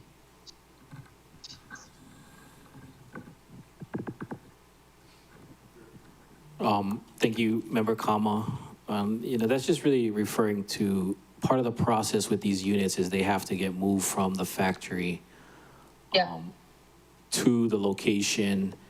And so ensuring that the design accounts for that activity so that the structure can handle being lifted with a crane and loaded onto a truck and shipped on a barge. And load it on a Yeah. trailer. And so that's really the nature of that reference, is to make sure that not only can the thing be built, but it can actually get to the site it's intended to reach. So when it talks about the transportation, where does it ultimately end up? I mean, it cuts off a barge, right? I assume, all of that, right? So what's the end, what's at the end of the journey? Is it the harbor? Or is it the home? Or Yeah, the site? ultimately to the site where the structure is going to be placed. Oh, okay. Oh, okay. That's good. Good to hear. Oh, trying to figure out who's gonna put it on. Wow. Okay. Thank you. Thank you, Chair. Thank you, Member Kama. Chair Lee is excused. I believe she's left. And Member Paulton had hers. Councilmember Rollins Fernandez, questions? We still have another Mahalo. 45 minutes. Yeah. So it's like 3:30. I guess I thought that since this was like the only thing that you had on your agenda today, that the intention was to move it out of committee. Your questions about insurance are not going to be addressed in the last hour of this meeting. No, because the people aren't here. And the third-party inspector, having that spelled out so that we can see exactly what it is. Some of the challenges are like for like, what the stick built, what you have to do if you're going to build on a site with local inspectors versus in a factory has a lot of advantages, and basically getting clarity. You'll hear me with my questions to the director. I think will help answer your questions. So. Okay, and then you had an ASF posted. Could you explain, or did you already, maybe I missed it, why you propose deleting 507, section 507? Basically to limit it to single-family residences and Ohanas. Okay, and then I guess director, like the intention of having subsection 507? Director? Thank you, Member Rollins Fernandez. So we've had inquiries for these kind of factory-built structures for other uses, particularly like satellite police station or satellite fire station office. And so we didn't want to exclude those opportunities. But, you know, we're not opposed if the body feels to limit this to just the 1 and 2 family dwellings at this time. Thank you. Okay. So if, Chair Cook, if they were going to be limited to like government facilities, is that something that you would be open to if it was modified instead of just like deleting 507? Yes, that would be fine. I'll clarify. I guess I'll answer your question that I was going to ask the director. My understanding is if we pass this today, people from California, from basically pre-manufactured home factories will be able to potentially ramp up and potentially supply the Hawaii market. My concern is that basically before we open that floodgate, to basically vet it more. I think that what's happening locally it's easier to demonstrate and qualify what's happening on the Big Island, what's happening with the company. Companies from Colorado, California, Oregon, Arizona, a number of people have done outreach, and they would very much like to be supplying homes to Hawaii. We need the homes. I'm very, we need the homes. I'm an advocate for homes. I'm also concerned about our local workforce in general, to basically having a level playing field. I think that some of the things I'll talk to the director about, and the design registered homes, which is one of the things that the factories have a design registered. You can't change stuff. This is what you're going to get, and it speeds it up. If we utilize the design registered process, which I believe some is being done in Lahaina currently, and asking him, and what it will investigate and find, and if people give testimony, if locally design registered plans that are site built, is there a cost? What is the comparison, cost competitiveness, and timeline? Because right now, what we're comparing it to is our existing process, which obviously is too expensive, obviously takes too long. I think that there's other methodologies and tools that the community can use to still enable our local workforce to be doing this and not just totally open the gates to manufactured homes from the mainland. We have the opportunity to utilize manufactured homes in Hawaii for Lahaina in the very near term. So that's, I very much am supportive. I'm conservative and want to put it off, and so that we can have a little bit more conversation about it. And so that's hopefully answers your question. So, you know, we all say that housing needs to be expedited and all these projects, and that's why we're doing all the things. And do you know when you're gonna schedule this again? And if you don't, like, can we expedite it for at least West Maui or something so that it can, you know, move along? It's been over 2 years. We need to do more. We can't just keep stalling. I'm very receptive to that, and we're going to discuss it with the director during this meeting to see if it can be limited to West Maui initially. I don't know, you know, they're basically doing a code alignment, and if it meets code, so let's ask the director that question, if it can be limited to West Maui. Okay, director?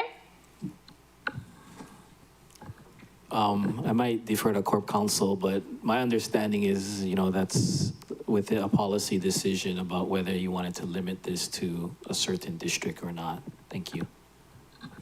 Counsel?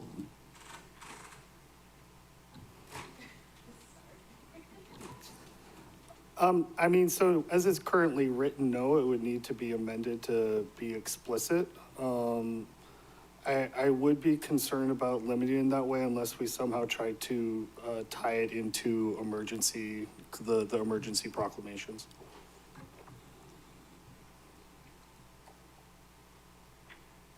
Okay, so I guess it would be back to you, Chair Cook, when you would plan to schedule this again. And if not, like, as soon as possible, like the next meeting, then maybe, I don't know if Member Paulton would want to work with the department to fashion language that would allow for West Maui to have this section of the code while the rest of the county, you know, waits. Are you asking? Or no, that was a rhetorical question. I mean, you can respond if you want. It wasn't a question directed to you, but I was just saying that Deputy Corp Counsel Rose said that right now the bill is not written to enable West Maui to have this process first. The question was to Chair Cook about when he was planning to schedule it again, and if it wasn't going to be scheduled in the next WAI committee meeting, that perhaps a West Maui version of this bill could be expedited so that it can help, you know, Lahaina folks as soon as possible. We basically hear it in no later than November.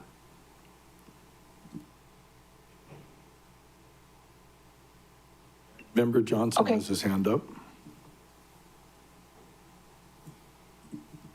Thank you, Chair. I don't know a community that isn't struggling with housing right now. So I think everybody should be expedited. I mean, we need to get this show going because we're leaving people behind, as everybody knows. I think if you're going, first off, that's my first reaction. I don't think we should carve out Lahaina, but if we do carve out Lahaina, then I'd like to carve out Lanai as well, because we're hurting, and Lanai wants in, there's a HPM on island. It's the newest thing in town. Everybody loves it. And I'll remind everybody, there is HPM store up in Mako, I do believe, right? So they're a business within our communities in Maui County. I just wanted to bring that up, that, the cost of Lanai is highest with, it's so high, it's so high, and I'm assuming it's higher than Molokai. Maybe Councilman Rollins Fernandez can speak on that, but I know the cost of Lanai, and it is outrageous. And the fact that we can look at a company that's already doing business within our county, I would love to help that happen. If Lahaina needs it now, and if this body is concerned at the proliferation, I think you mentioned, Chair Cook, then yeah, let's prioritize Lahaina. But I also would like to keep Lanai in there as priorities as well. But I'll speak for those, for my district, but definitely Lahaina should be, if that's the route we're going, because I think we should go back to basic and just say, yes, everybody's struggling for housing, but that's my 2 cents, Chair. Thank you, Member Johnson. Member Sinensi. Thank you, Chair. And mahalo for having the discussion. I would kind of, in between the next meeting, maybe have HPN or invite FabMac, some of the other prefab, if they can comment on the bill. And also, I would want to request Director Mitchell from the Housing Department. I did want to get his specifically for what types of AMI percentage that some of the, if we're looking at, we have a housing crisis, including, a lot of homelessness, houselessness. And so what was the director's, I guess, his efforts in trying to, what AMI percentage can some of these homes address within our local population? Specifically, just to ask him if he can respond to that. Thank you, Chair. Thank you, Member Sinensi. This bill principally is code-oriented, which is going to, whether it's going to allow the manufactured homes and the structure for it. And that inherently, the desire for it is that it's going to be less expensive and it's going to be faster. Okay, so that having a meeting, and if anybody wants to volunteer their time from their, in the meantime, before November, we could do it sooner. But basically, having some other parties, insurance, et cetera. I would very much like to move this forward. I just would like to have it comprehensively addressed. And my concern is opening it up to the world to just be shipping houses to Maui. And that sounds like a great thing, but while there's a place for prefabricated homes in a local market, and they do provide certain benefits, we need to consider the impacts of the potential of mass production on our local workforce. We have an island home. We need to have people who are and I'm not just talking union non-worker, just people who know how to build homes, people know how to do the work, and identifying where this is going to be a positive and making sure that what we're seeing and hearing and being sold by the manufacturers will materialize. That's basically my thing. Supportive of anything, the tools in our toolbox. This is a very important tool. The fact that the Public Works is supportive of it, the administration's supportive of it, that we're looking towards it, is very, very positive, okay? The third-party inspection aspect of how it compares with if you're gonna build a house and the inspection process that we go through, what can we do locally to modify? Can we use third-party inspectors as, for anybody? Can a contractor hire a third-party inspector? It doesn't have to be overly complicated, but I don't think it needs to be overly simplified. So, anyway, Director, would you like to make a comment? Thank you, Chair. I just want to clarify a couple terms. So the term manufactured home has been used. I just want to be clear to the body. Manufactured homes refers to a particular type of product, which is your FabMac or your HUD-approved home. And that has its own different set of requirements. It preempts state and county law and is entirely different from what we are discussing today. Thank you. So could you clarify the difference, what we are discussing today?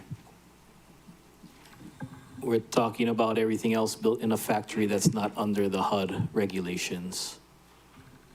So would a factory-built home in California potentially qualify Maui County codes to be able to be built here? It may currently meet HUD standards. Would it meet Maui standards, and what would it need to do that?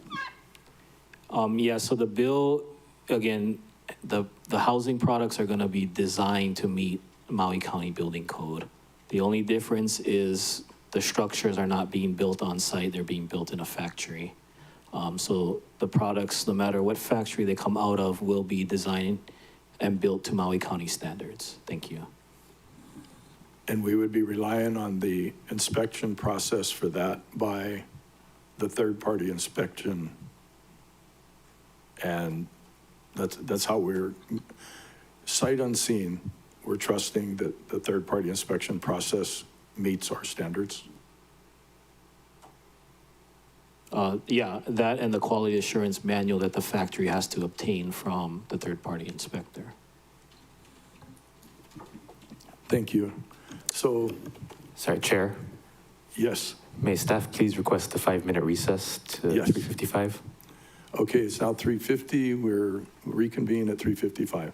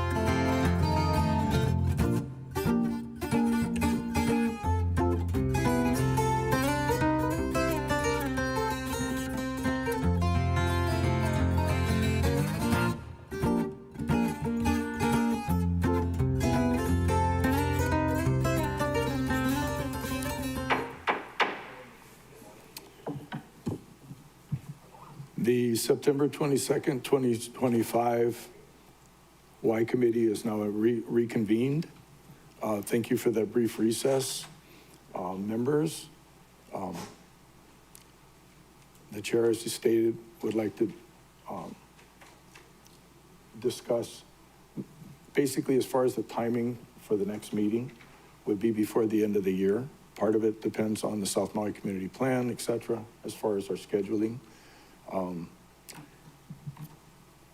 Open for comments from Member Hodges and Member Paulton, Member Sinensi, Member Johnson, and Member Kama, starting with Member Hodges.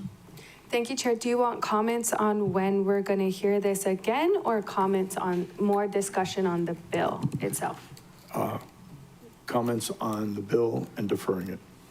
Oh, I'm happy to defer it. Right now, I would like to wrap my brain on how this third-party inspection works. I have more questions on that I didn't have time to ask. I mean, we have 30 more minutes, but I'm okay to defer. Can I take my time and ask these more questions? Please Okay. do. Thank you. So, Director Molina, I think can you re-clarify for me the difference between the FABMAC and HUD homes and then what we're talking about now? Because I know you said something, but I need to create a difference in my mind on how this is not the same. Yeah, so manufactured homes refers to those products built under the HUD requirements, Okay. which is its own building code, separate and apart from Maui County Building Code. Okay. And so vendors like FabMac do not need to get a county permit in any capacity for the structure. Oh, they don't have a county permit? They only get the permit for the placement on site. Oh. Do we have them sign like a hold harmless or something? It is preempted. Oh, interesting. So there are legitimate legal structures permitted by the federal government. And if they're HUD homes, are they income specific or anybody No, can have it? HUD just refers to the agency that sets the standards for their construction. Oh, interesting. Okay. For this third-party inspector, so typically there's a state board, you and Member Rollins Fernandez were discussing, or how does this work? Because we do have a state, no, we do not have a state, but typically states have a regulation to qualify these third-party inspectors. Correct, yeah. But we don't have. Yeah, we don't have anything for the state, but so what we've seen is the state will establish a program by which they approve third-party inspectors and approve the factories. And so when we reviewed those procedures, I mean, basically it comes down to having the right kind of credentials of these third-party inspectors and the process by which the factory gets approval, which is through this quality assurance manual that involves coordination with the third-party inspector and development of that manual to their satisfaction before the third-party inspector is willing to, certify the factory for production. And the qualifications for the certification will come from that manual? No, third-party inspection qualifications are separate requirements. So there's things like, there's accreditations for being an inspection agency. The inspectors themselves get certifications. And who does that?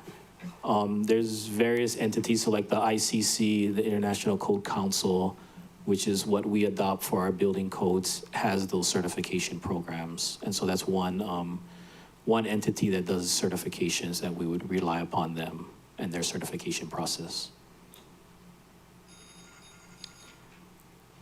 Oh, I was trying to wrap my brain how it works from what I understand with our current, like how it currently works, like when we have a CO go out and an inspector go out. So I heard the bell, but real quick while I have this in my brain. So that part doesn't change. We still would send. CO inspections would still be in-house because CO those are inspections. on-site. Yep. Yeah. They don't But- involve the construction of the unit. Yeah. the It- CO inspection Is the finished product. is a finished product, yeah. Yeah. But when we're doing the building inspection, so to finalize a building permit now, right? The contractor will call for our building inspectors to go. They would inspect before the walls are closed up, electrical permitting, plumbing, yada, yada, yada. We don't have that, we wouldn't have that here. Correct. And then what would the finalization of our building permit process look without that process? I mean, if you look on maps, it's just those list of inspections that happen during those phases would be covered by an inspection report. And would be POW, and then they would just skip over to like, The final inspections or foundation inspections when they place the unit on site, or if it's multiple units, then the connections of those units on site would be inspected locally here. But anything in the walls and the assembly coming out of the factory would be covered by the third party's inspection reports. okay, I don't wanna keep everybody waiting. Thank you. Thank you. Member Paulton? Thank you. I guess, plenty of people didn't have any questions. Plenty of people left already. My preference would be to pass this bill out today. It kind of feels like gatekeeping to try and address a crisis that isn't before us while stalling to address the actual crisis. There's no crisis in the workforce. There's plenty of work going on. There's all of Wailea 670 to build. They're not going to do factory builds. Those are custom units. The crisis in front of us was under emergency proclamation before the fire, statewide, not just for Lahaina, although Lahaina certainly needed it. So this feels a lot like gatekeeping. I'm endorsed by one construction unit, but that wouldn't stop me from voting it out today. This is something that, while Director Molina didn't say that he took entirely from another jurisdiction, he took pieces of it from other jurisdictions. So other jurisdictions do employ this method. And as he said, there's a lot of people that have already inquired with HPM or whomever. I mean, in the reading of Bill 9 and everything like that, the biggest complaint from the critics is that we're not building anything, and now your concern is flooding the market. Like, that's not a concern. Flooding the market with housing is not a concern. Not flooding the market with housing is a big concern. Every day people move off island. If we don't hear this before, if we pass this out today and people that have additional questions go and do the additional work, because remember, Kama had multiple rounds with no questions. Charlie had 0 questions whatsoever. If the people who have additional questions go do their work, like how we rushed through Wailea 670, we could have people signing up for homes in December, January, instead of living with more uncertainty, wondering how long their insurance settlement is gonna last them while they pay their mortgage, while they pay their rent, while they pay extra gas, driving their kids to school from the other side in 4 hours of traffic. So I'm all for not gatekeeping, addressing the crisis that's before us. If it turns into a workforce crisis, take away the legislation, repeal the ordinance, Like, let's address the crisis in front of us, not the crisis that isn't going on right now. I mean, wasn't the reason of passing Wailea 670 so the construction industry would have work lined up for decades? So I'm for stopping gatekeeping, addressing the crisis in front of us, and calling for the vote right now. Okay, thank you. Member Kama?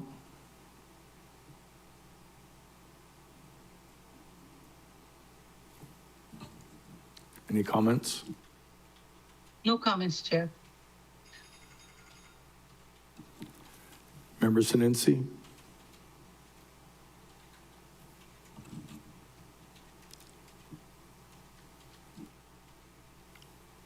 Member Rollins Fernandez. Mahalo, Chair. I'll second Member Paulton's motion. I move to pass Bill 122.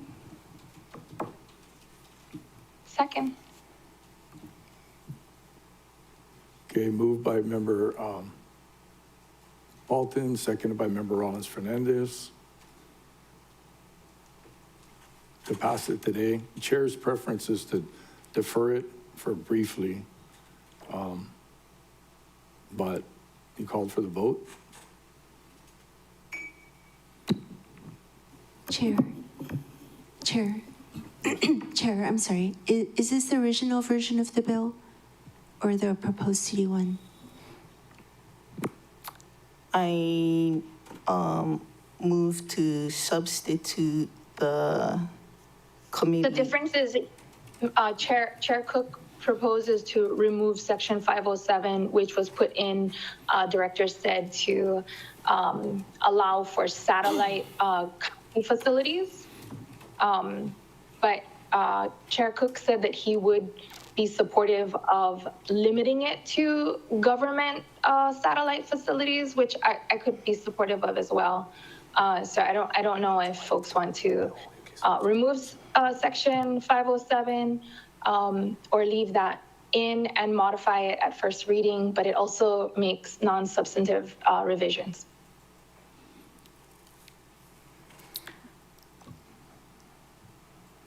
Member Johnson. Chair, I propose, because we're running short on time here, is that we leave it in until first reading, and if you want to take it out, we'll take it out before first reading, and that way we can move forward. Because otherwise, we want to keep on talking, but that's my proposal. Thank you, Chair. Member Hodges. Thank you.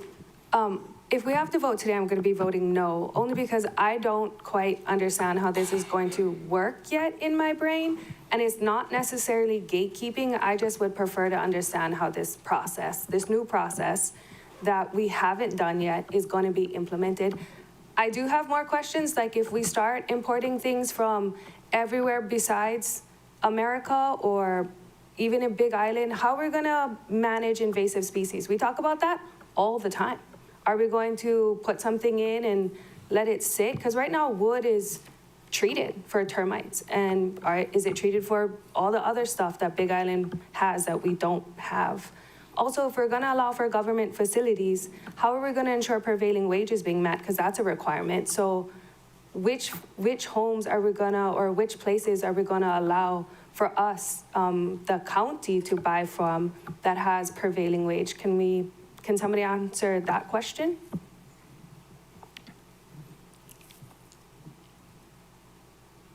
Director. I guess I'll take a shot. I mean, I would think we'd consider like a piece of equipment where we don't necessarily put prevailing wage on the factory that builds the product we're purchasing, but any activity that occurs within the state would be subject to those procurement rules. So if we're going to use this manufactured product and substitute it for construction, we're not going to ensure that the employees at that site is being paid prevailing wage. We're only concerned about after we get it, and then when we install it here is being paid prevailing wage? This is what I mean about a very new process that I'm not too sure If I think if I'm about how we comfortable do with. CIP projects where we buy things that are already assembled, you know, I don't believe our prevailing wage laws are applicable outside of the state. And so if we have to buy products made other places. But do we buy homes? Do we buy things that we're going to work in? We buy like I can think of like lifeguard towers. We buy that as a kit, right? That gets assembled on site. And so whether we would want prevailing wage on that factory or not, I guess this is the policy discussion for you folks. Okay. This is a very big gray area for me, if it's used for government facilities. If anybody's looked yet, and I quoted a number for shipping, but that's probably for a very small unit. If it's $200 per square foot to build these units, which I I feel like he would tell me the truth, but just in case, a standard 3-bed, 2-bath that's allowable for high winds is $554,000 before shipping. So it's not that cheap. And it's not going to be our panacea. I hope we realize that. I hope we are communicating that effectively. And so I know that we've had interest in it, and I'm stoked about it. Don't get me wrong. I want to figure out this housing crisis, but we've had a housing crisis for as long as I can remember. So not passing this out and making sure it makes sense to me is what makes me feel comfortable. So if we have to vote today, I'm going to vote no until I can get my answers answered. And I appreciate Director Molina here answering all of my questions, but we just got this the other day, and I know you had to schedule it immediately, so I haven't had time to talk stories with you except for right here, right now. So if you want to vote, I'm going to vote no, but I really don't need to be lectured on affordable housing by other people who really haven't done too much affordable housing before. Thanks.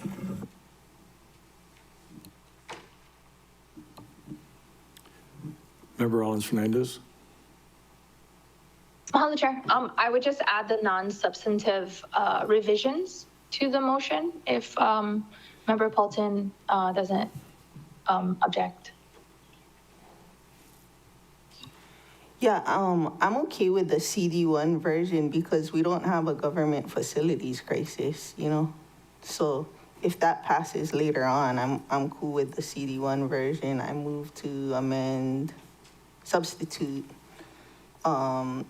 the posted for the CD1 version. Member Rollins Fernandez? Including any non-substantive revisions. Oh, the superflex has the non-substantive revisions. Sure, I'll second that. And then I'd be happy to work with Director Molina on some kind of a limiting language for satellite facilities that folks have reached out to him about. Coming from a rural island,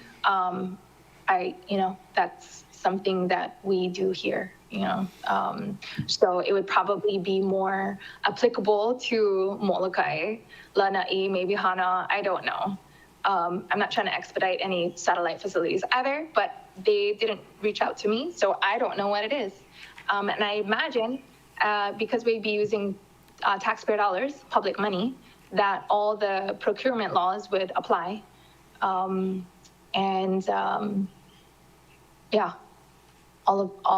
whatever laws are applicable to using public money to ensure fairness would apply. Mahalo, Chair. Well, the chair will be voting no, and it isn't gatekeeping. My desire for housing is sincere and genuine, and this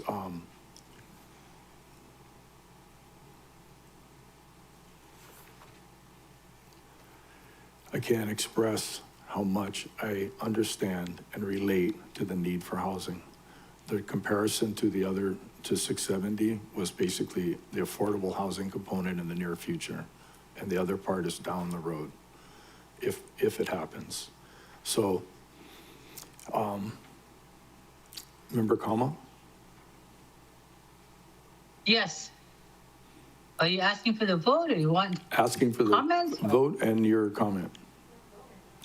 Oh, No. Chair, Okay. we'd have I'm to gonna be do voting a no. roll call vote. Okay, Yeah, that's why I wasn't sure what we're doing. okay. Do you have any comments before a roll call vote? No? Okay. Member Johnson, I see your hand up. Thank you, Chair. Just if you could restate the motion, because I do have an amendment and I want to wait till we vote on this substitution. Is that where we're at now? Substitution, correct? So after the substitution, I'd like to amend. Thank you, Chair. Okay. Sorry to interrupt. If he wants to make a further amendment, we'd have to do that before the vote on the substitution. Oh, okay. So I can do that now?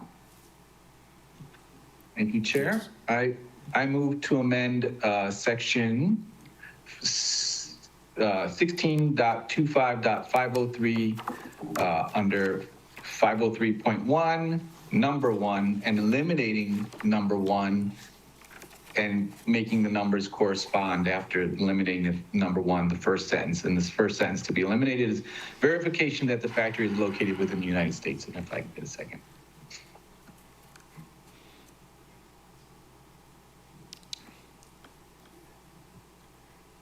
Motion made by Member Johnson, seconded by Member Sinensi. All right, for my discussion, Chair, all cards should be on the table. Bamboo is sustainable, and the cost of housing, as we know, is insane. And international building codes are international, so that's my comments. Thank you, Chair. Okay, roll call vote. Any other discussion before roll call vote for Member Johnson's amendment? Member Paulton? Just checking if Director Molina, did you support this? We have no objections. Thank you. Okay. Member Rollins Fernandez? Mahalo, Chair. Initially, it kind of makes me nervous, but I think with the other provisions about, quality assurance and authorization, and I think there's other checks to ensure, that it's good. Yeah. Mahalo, Chair. So you're in agreement? I mean, that's your comment? Yeah. Okay. I'll vote yeah. Yeah. Any other discussion before the vote? I guess my discussion is with all the tariffs going on, I don't know that this would be any more realistic Better. for local people. That would just be my discussion. But hopefully this federal administration doesn't last forever and the tariffs get lifted one day, or duties. Any other discussion before Chair's comment? Member Kama? I went up to the bamboo forest about, 10, 12 years ago in WAI. And I noticed that bamboo forest was not as thriving as it used to be. And I get concerned about things like that, because bamboo has always been part of our life. Yeah. We use it as a hula implement. Now we're using it to build homes and things like that. I just want to make sure that we're not cutting forests to the point that we have no more trees, that we're cutting too much down, that we have no more bamboo. Just my discussion, that's all. Member just Hodgins? my first thought. Okay. Thank you, Member Kama. Thank you, Chair.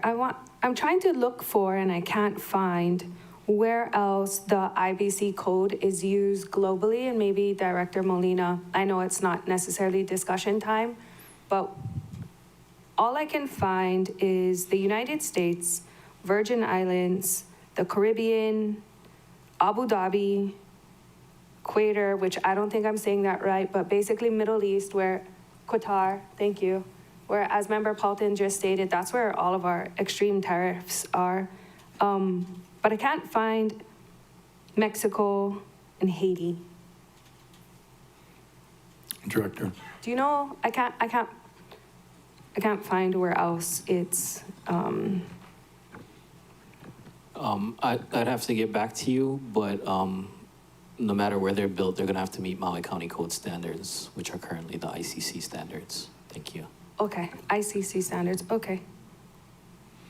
Okay, for me, it's going to be no, because I don't think we can verify it right now. I don't feel like I have enough information to make a wise decision. Thanks, Chair. Member Johnson? Chair, if I may, every time you guys come to Lanai, we tour Hokuau. Those are Japanese prefabs. There they are. They're beautiful. We love them.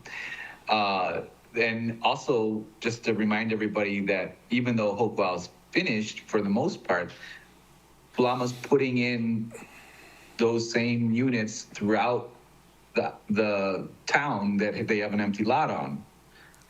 It seems to be working, just letting everybody know. So that's more just adding that to the conversation. So without this, how are those permitted? I would love to ask that, but I'm not, I'm not privy to how it got in, but that they're in. Sorry, and I don't mean to interrupt Member Rollins-Fernandez, but since we were just talking about it, I'm curious how that worked. Director? They were built on site. They're built on site, so they're not prefab homes necessarily, No. or whatever we're calling I it. know products were brought in from other places, but that's not precluded currently. Okay, The issue here is the inspections of a factory that is not on site. okay. Thank you for the clarification. I appreciate that.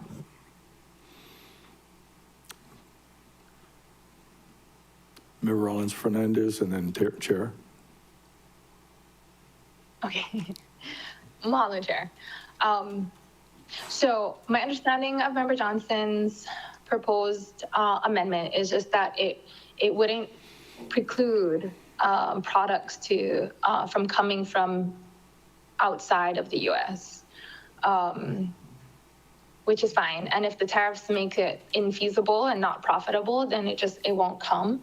And if it can't get third-party verification, then it won't come. If it doesn't meet the code, then it won't come. So I think there's enough barriers to keep out bad products or products that don't align with our code wouldn't be built here. That's why I'm going to be voting yes, because I think there's enough rules in place to ensure the safety of our people. And if it's not going to be any more affordable, then it's not going to be shipped here, and it doesn't hurt anybody anymore.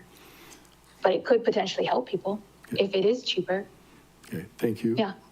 So Chair's comment before we vote is we talk about invasive species.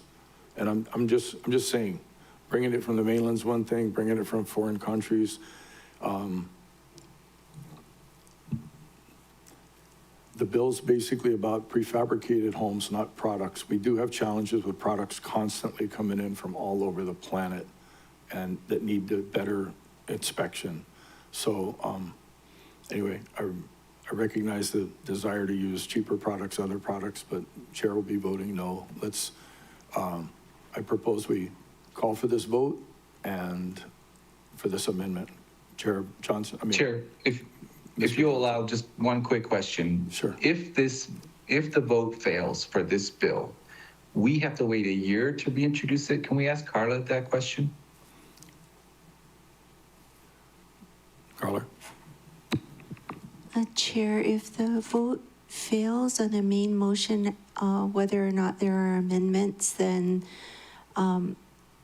unless the body moves to file the bill will remain on the committee's list of legislation. I think that the default would be deferral. Well, there's no intention to file the bill. So vote for Member Johnson's amendment. Chair, are we ready for the roll call vote? Yes. Okay. So Chair, we're proceeding with the roll call vote on the motion to amend the substitution. Councilmember Uuhajins, No. Councilmember Sinensi, Aye. Councilmember Rollins Fernandez, Aye. Councilmember Paulton, Aye. Council Chair Lee is excused. Councilmember Kama, No. Councilmember Johnson, Yes. Committee Vice Chair Sugimura is excused. Committee Chair Cook, No. Chair, that's 4 ayes, 3 noes, and 2 excuse. Council Chair Lee and Committee Vice Chair Sugimura, the motion passes. Now we're on the motion to substitute. Excuse me, Chair, I believe the motion failed with a vote of 4 ayes and 3 noes. And no, this was It was 4 ayes and 3 noes, so the motion passed. No, you need 5 to pass. Oh. You need a simple majority of all the members, regardless of whether they're present or not. Oh, sorry about that. It's okay. We're all learning. I appreciate your effort. Thank you. Okay, so staff, where are we at in the vote? Sorry, can you help me?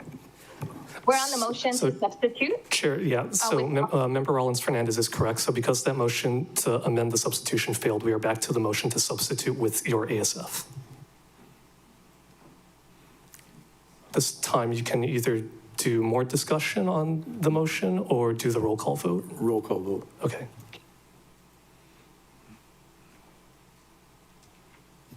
Okay, proceeding with the roll call vote.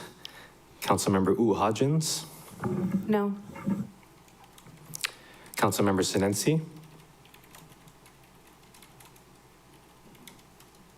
Aye. Councilmember Rollins Fernandez, Aye. Councilmember Paulton, Aye. Council Chair Lee is excused. Councilmember Kama, No. Councilmember Johnson, Yes. Committee Vice Chair Sugimura is excused. Chair Cook. No. Okay, so now we have 4 ayes, 3 noes, 2 excused, and this time it, Motion failed? fails, Okay. Chair. Thank you. And we're back to the main motion. So this would be for passage of Bill 122 without amendments. Member I Rollins. move to amend the main motion to include any non-substantive amendments for form and legality. No objection. I'm a seconder. She's the move on. Friendly. Friendly. Very. Member Rollins Discussion. Fernandez. Second. So I'm voting to pass this. This is something that Member Polton and other council members have asked the department to try to create, rules for, a process for, and they did. And here we are, and we've passed things that have helped less people in one reading. As Member Paulton pointed out, I didn't really have too many questions, just a few here and there. But I'm supportive of the department's effort to do this, to support a community, which our community has been asking the county to do. And I refuse to continue to drag my feet on this when it's been over 2 years after the fire. And this is something that they've been asking for very shortly after the fire happened. And, it really feels like it's the construction unions that's kind of preventing this from moving through. I know you're shaking your head, Jer, but that was one of the reasons that you stated that you were gonna defer earlier when I asked why. And I think, this is a recommendation to pass on first reading because we all said that housing is important. And I don't see this as a panacea. I just see this as another option that we're gonna give people, that we're gonna give our residents. And, that's all we keep doing, or at least trying to do, or at least some of us keep trying to do. And so this is just one other option for those that are desperately needing to put a house in their lot, which is why I seconded the motion, because we need to move with some expeditiousness. And there's always first and second reading at full council for any other questions or amendments that need to be made, since this is an emergency. Mahalo, Chair. Thank you. Member Sinensi. Thank you, Chair. I did want to mahalo Director Molina for him and his department's efforts in pushing this through. As I had mentioned before, the prefab market is, for many of our kupuna, at their lifespan, this is the only thing that they could probably afford. It provides, as you said, Chair, it provides a different tool in our toolbox. I don't know how many local residents can afford a $500,000 house and over. And so this provides, that stability. Hello, we've got over 18,000 Hawaiian Homes applicants on the list. We need 18,000 just for beneficiaries that are losing their lives as they still wait for more housing. So the urgency is real, and I'm glad that we'll provide some safe housing, Chair, for our residents. Thank you. Member Johnson. Thank you, Chair. The fact that we brought up the timeline that this would pass and it would take an effect is respite for our fire survivors. My cousin Jerry and his buddy Conrad lived in Waikuli before the fire. They haven't been back. They're waiting to get back. Conrad calls me on occasion and tells me how messed up the process is for him. If I could call him after this meeting and tell him, hey, come Christmas, buddy, you get your chance. And we're not going to do that. What are we telling our community? Oh, invasive species? Oh, come on, don't. I can't tell Conrad invasive species. That he won't be happy with that. So I try to personalize this because these are persons, these are people that we're talking about here. This is a decision that's going to affect Lahaina. It's going to affect the rest of the county. I think there are solutions if we're sincere about invasive species. I just had a whole committee on invasive species and biosecurity, and quarantining is the solution. We brought in all the folks and did all the discussion. There's solutions, but we can't do that. We can't just say that. I'm not buying that discussion point. I can't tell Conrad, not this Christmas. You know what I'm saying? So that's my point. Thank you, Chair. Member Hodges. Thank you. This is why I wanted to have more discussion because one, I don't think we discussed how long that quality control manual or quality assurance manual is going to take, which I didn't have an opportunity to ask that question. I didn't have an opportunity to ask how long this was going to take to roll out. By December, we might have a process, but that doesn't mean our third-party inspector is going to be ready.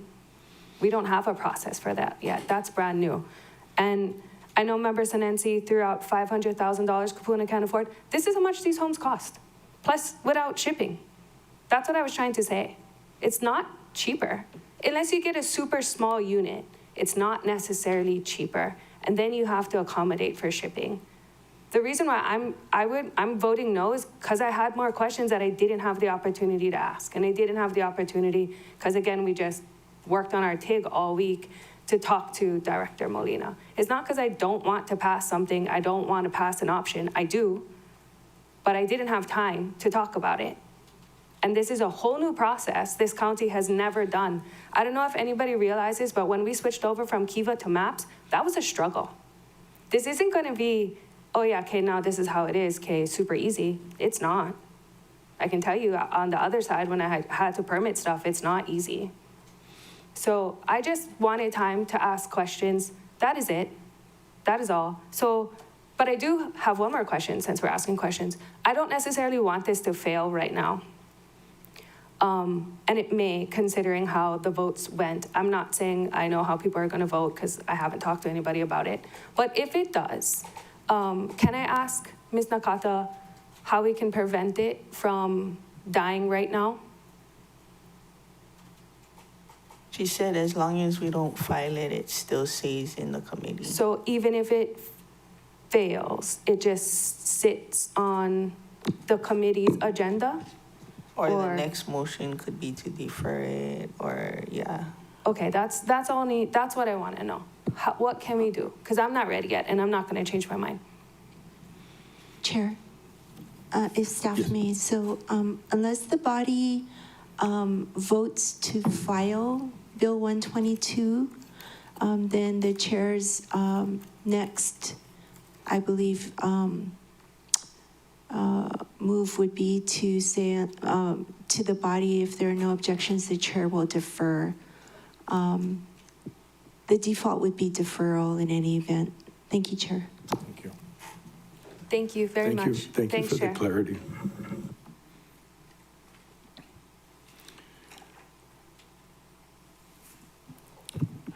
Chair, proceeding with the roll call vote. This is on the main motion, including any non-substantive revisions.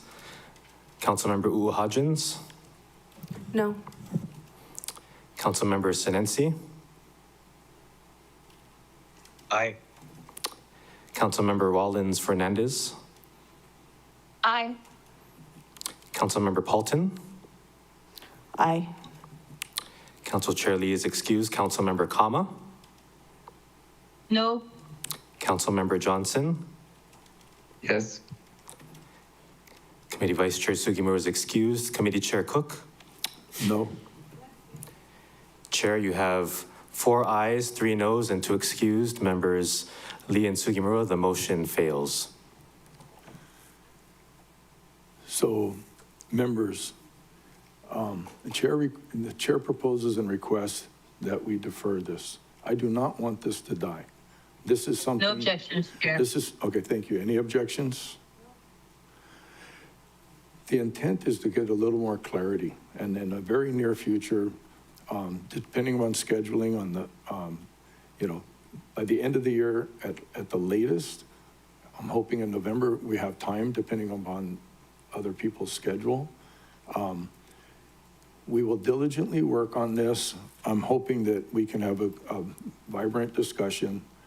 This is an important tool in the toolbox. We need to basically just simply get some clarity. And I'm very, very sincere in that, okay? This is not something to, we're not filing it. We're not filing this. We're simply deferring it for further discussion so that we can move forward with a little more clarity. Comments? Okay, so with that, this meeting is adjourned at 4:42.